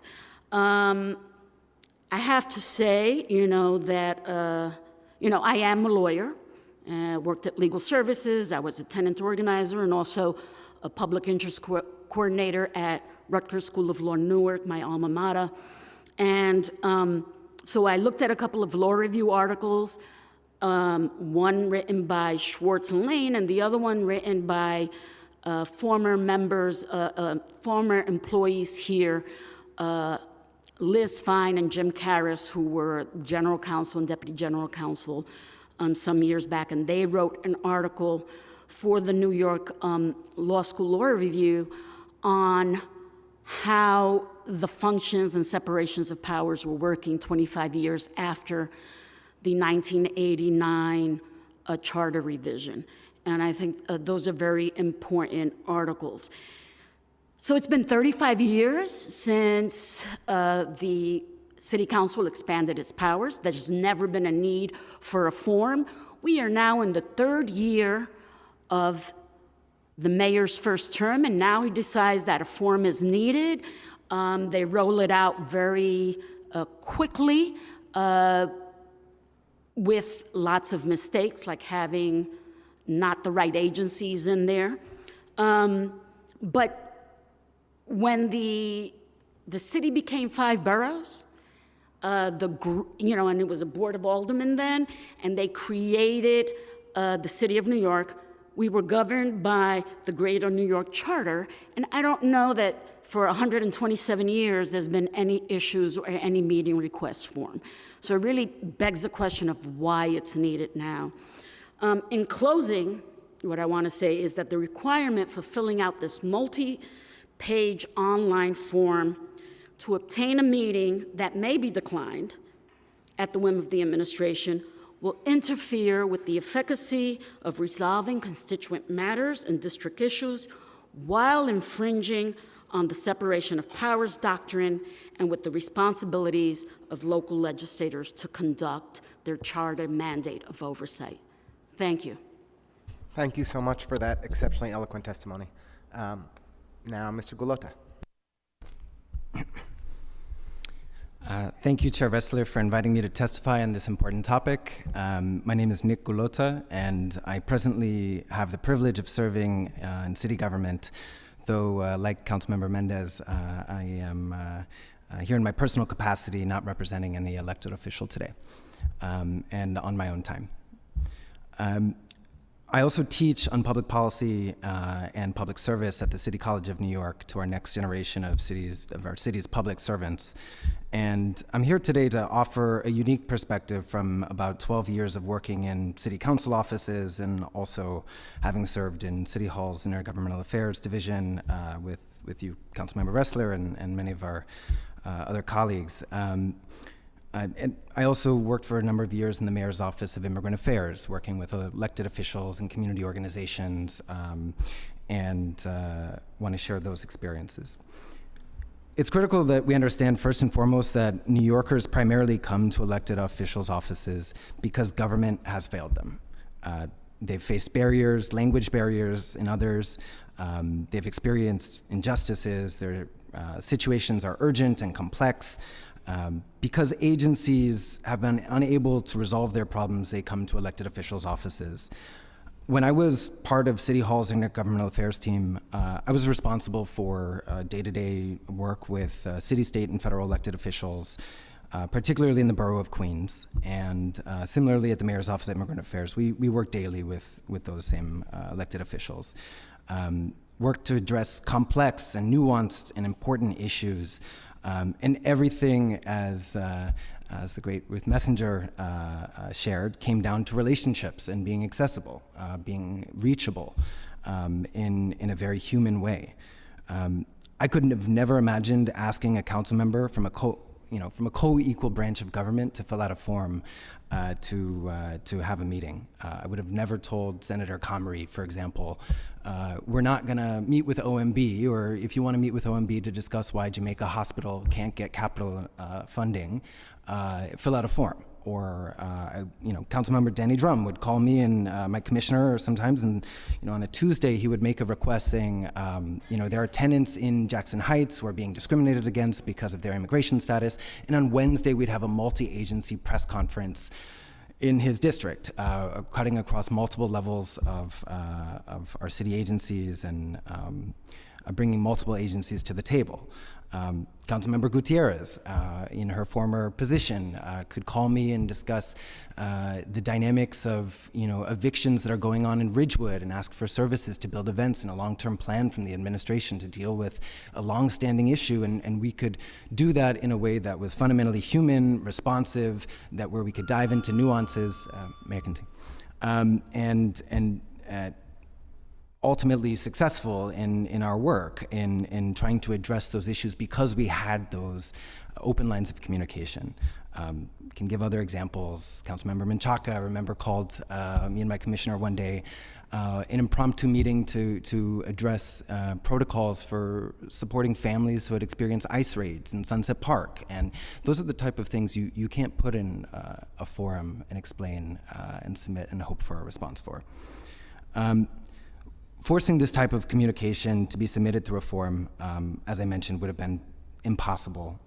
These are not conversations that you ultimately put into a forum. And I think what's really obvious is that anyone who's worked in intergovernmental affairs before can tell you what this is about. This is about commodifying the work of government and our agencies so that it can be leveraged by the admin, plain and simple. New Yorkers didn't elect this mayor to dole out high-level attention to some issues because of who is requesting them and ignore others. It's wrong for this administration. It frankly would have been wrong for the previous administration, and it will be wrong for the next one if they were to have this process. City government already has, as you noted, existing systems for tracking requests from elected officials. City Hall already has city, state, and federal-led teams who speak regularly with elected officials about their priorities and requests. As you noted, deputy mayor's offices also collect this information, and from the agencies that they cover. That's just good government. Finally, I just want to say that, personally, I've worked across 3 mayoral administrations, and I've never seen this level of dysfunctionality that we experience today. The public advocate spoke a little bit about this as well. And I think as New Yorkers, we deserve an efficient and effective government that can actually get things done and not more red tape and barriers. Thank you, and I'm happy to answer any questions. Thank you both so much. I just want to ask a little bit about, maybe I'll ask Nick a question first. In your roles in intergovernmental affairs and Mayor's Office of Immigrant Affairs, did you ever consider the ideology or the relationship of the elected official with the administration in your responsiveness to their concerns or complaints? Like, how did you balance that and, make sure to, ensure responsiveness to the people who had concerns? Yeah, I really appreciate the question. My experience is actually that there were a lot of elected officials for whom we, and I personally, didn't share any sort of ideology or similar beliefs in politics at all, who received a tremendous amount of attention because the issues that they flagged, that they brought to the attention of our team were so important. And it doesn't, it shouldn't matter who the messenger is, frankly. New Yorkers, like I said, don't elect a mayor to decide whether a commissioner should handle an issue or if they should be ignored and sort of pawned off to somebody else. At the end of the day, these are critical issues. I can give a few examples if that would be helpful. In Rockaway, I learned a fair amount about beach erosion and had to deal with a number of stakeholders who I may not have shared a similar, maybe even one similar belief with, but other than maybe just having a good functional government. But that shouldn't matter. We worked on that issue, spent a tremendous amount of time trying to address the impacts of climate change in that area and trying to make sure we had a resilient, shorefront. I can think of many elected officials for whom, were very critical of the previous mayor's agenda, whether it was around immigrant rights or other things, who we nonetheless worked with. And so I would just put out there that I think that this process politicizes a lot of those just good work of government tasks. Thank you. And Councilmember Mendez, you spoke insightfully about the '89 Charter Revision Commission, and you've experienced city government from multiple sides, public advocate, president, council member, staff. How do you think this policy, or do you think this policy kind of shifts balance of power between the legislative and executive branches, and are you concerned about that? Absolutely. I think it does shift the power. I think it's unlawful, although, that's not for me to decide, and that's not for the mayor to decide. That would be for a judge to decide, if he continues with this policy. But I heard of a council member who was not invited to an event in the district, and the mayor said, basically something to the effect of, and next time you'll think twice before overriding a veto. This had to do with the How Many Stops Act. So, it's interesting to me that this is happening now, and I think it's because, he wants to micromanage and determine who gets meetings and maybe make certain council members ineffective because they won't grant the meetings, or they'll take forever to grant the meeting. I really don't see an upside about this form. And if they, and he vetoed the How Many Stops Act, right? And so he didn't think that those extra few minutes were, or seconds, right, were worthy of being documented and reporting. But in this case, then, like if I was an elected official and I was told to do a report after the fact of what commissioners I met with and how was, the services, I would do it. But like you asked, why can't his own commissioners do it? Because the question is not on how many stops acts. Again, it's after the fact. And what he's doing is he's putting the brakes before the facts and before we could all do what we're supposed to do, including him, which is service the people of this city. I really want to thank you both for taking the time to be with us today and sharing your exceptionally helpful insights on the record for this hearing. It's really meaningful. Thank you both. Really. Have a wonderful afternoon. Thank you, Chair Ressler. Thank you. And it's now my great privilege to introduce our next panelist, our former public advocate, the Honorable Betsy Gottbaum.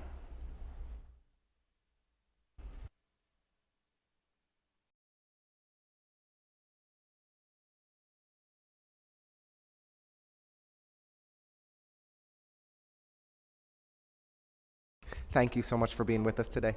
It's nice to see you.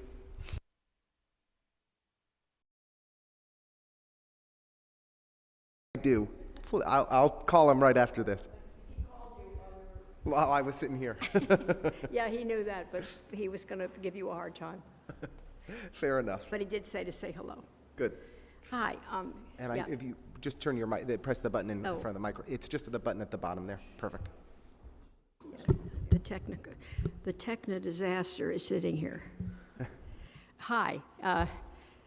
Should I just start? Is that? Go for it. Yeah. Good afternoon. Good afternoon, Chair Wessler and members of the City Council. I'm testifying as Executive Director of Citizens Union and former New York City Public Advocate, which I'm actually doing this more as a former New York City Public Advocate because that's where these kinds of issues came up all the time.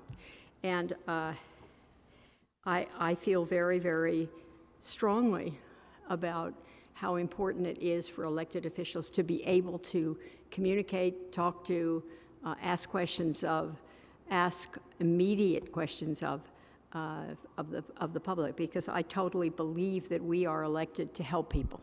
And if you look carefully at the public advocate sort of duties in the charter, that's what the public advocate is, the ombudsman of the city of New York, which means people in trouble, people who need things, they call you, call the office. And to me, that was the most serious and the most important thing, practically the most important thing that we did.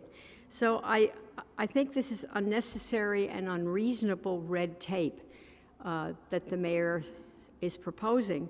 And I really don't understand why requiring an elected official to submit a request form if they want to speak with the commissioner or a senior administrative staff, why that would better coordinate issues, things in the city. I couldn't think of any examples in my 8-year career as that, and previously other careers in city government, where that would be appropriate. So I do believe as public advocate, one of the things, because we so emphasized the importance of helping people who had no place else to turn, we were able to make meaningful changes to help special education students, families access food stamps, and children in the child welfare system, and more. And just a few examples. I remember one very, very cold February where people had called the office, people who lived in a NYCHA building called and said the boiler was out and they had no heat. They had called 311, they had called this, they had called that, and nobody had done anything. So I called the commissioner. Guess what? The commissioner, even though it was night, the commissioner sent people up to fix the boiler. Well, that's what we're elected for. You know that, Lincoln. The other examples were there was a problem at a HRA welfare center. This was quite humiliating because I went and was not allowed to enter. That is very unusual. You know, you say who you are and they still don't let you enter. And I called the commissioner, and guess what? I entered. So that's the kind of thing. And there were many, many, I'm sorry. Feel free to speak as long as you like.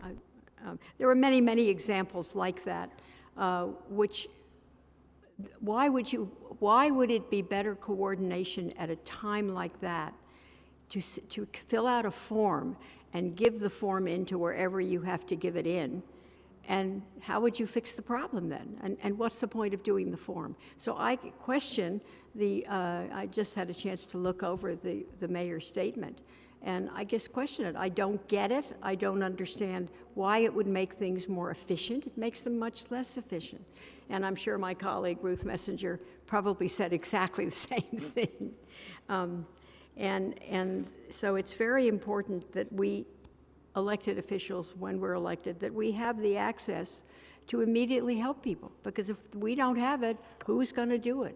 And that goes completely with the city council, with each council member who, in their districts, that people rely on them, and for the citywides, and for everybody, for every elected official. That's what we're elected for. So I am obviously very opposed to this.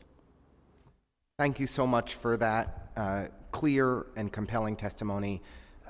Can I just, this is perhaps an unfair question, Sure. but can you hypothesize what the rationale for this policy could be? Like, what do you think? I'll tell you what I think, and I guess that I could be wrong about this, and this is what makes me really fear this policy, because I remember when the Giuliani administration, when Mark Green was trying to get similar issues done, like I did, the mayor Giuliani had apparently told his commissioners not to talk to Mark Green and not to do things for Mark Green, who was public advocate at the time. I cannot imagine that Eric Adams is doing that, because I know that he says this is the city of yes, which means we're there to help people. I just think it's kind of a misplaced error. And if it is to punish somebody that you don't agree with or that you don't like, which I think was the case in Giuliani's time, that's wrong. That's really wrong. That's not democratic, and it's not what we're here for. And I think the council knows that. I know it. All my colleagues and friends, when I was public advocate, knew that. And we worked very, very hard to do that. By the way, I've also heard that most of the commissioners could have cared less that they were told not to help, and they did it anyway. And you took the step, I think it was last week, of writing a letter to the editor in the Daily News expressing your concern, opposition to this policy. I imagine with your long and distinguished history in local government, that you've engaged with former senior officials, former elected officials. Have you heard from anyone that thinks this policy makes sense or could be beneficial? No, quite the contrary. I've gotten many compliments about the letter, and everybody says it's ridiculous. It makes no sense. And I've heard that, frankly, from a lot of my friends in the administration. Unfortunately, I have too. Anything else you'd like to add today? No, I just feel that I would not give to the mayor bad motives for doing this. I just think they may be a little bit misplaced, and I just hope that those of us who've had the experience and the knowledge of how important it is to New Yorkers to get things done and help them when they need help, that he understands how important it is. I could not agree with you more. I'm sorry. No, I could not agree with you more. You know, we sent a letter from 65 elected officials this morning to the mayor, city, state, and federal elected officials, asking him to reverse this policy.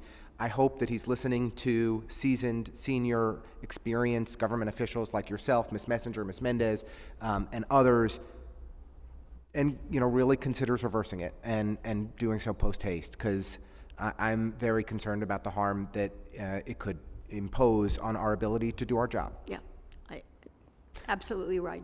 Thank you very much. Thank you so much for taking the time. It's great to have you back at the City Council. Very different to be here. Things have changed. Well, hopefully we'll have more opportunities for you to testify in the very near future. Thank you. Thank you so much for sharing your expertise. We really appreciate it. And our next and final panel is Miss Indiana Alba and Mr. Christopher Leon Johnson. We will first unmute Miss Indiana Alba, and if Mr. Leon Johnson's still here, feel free to join us.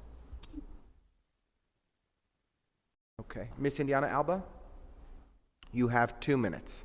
You may begin.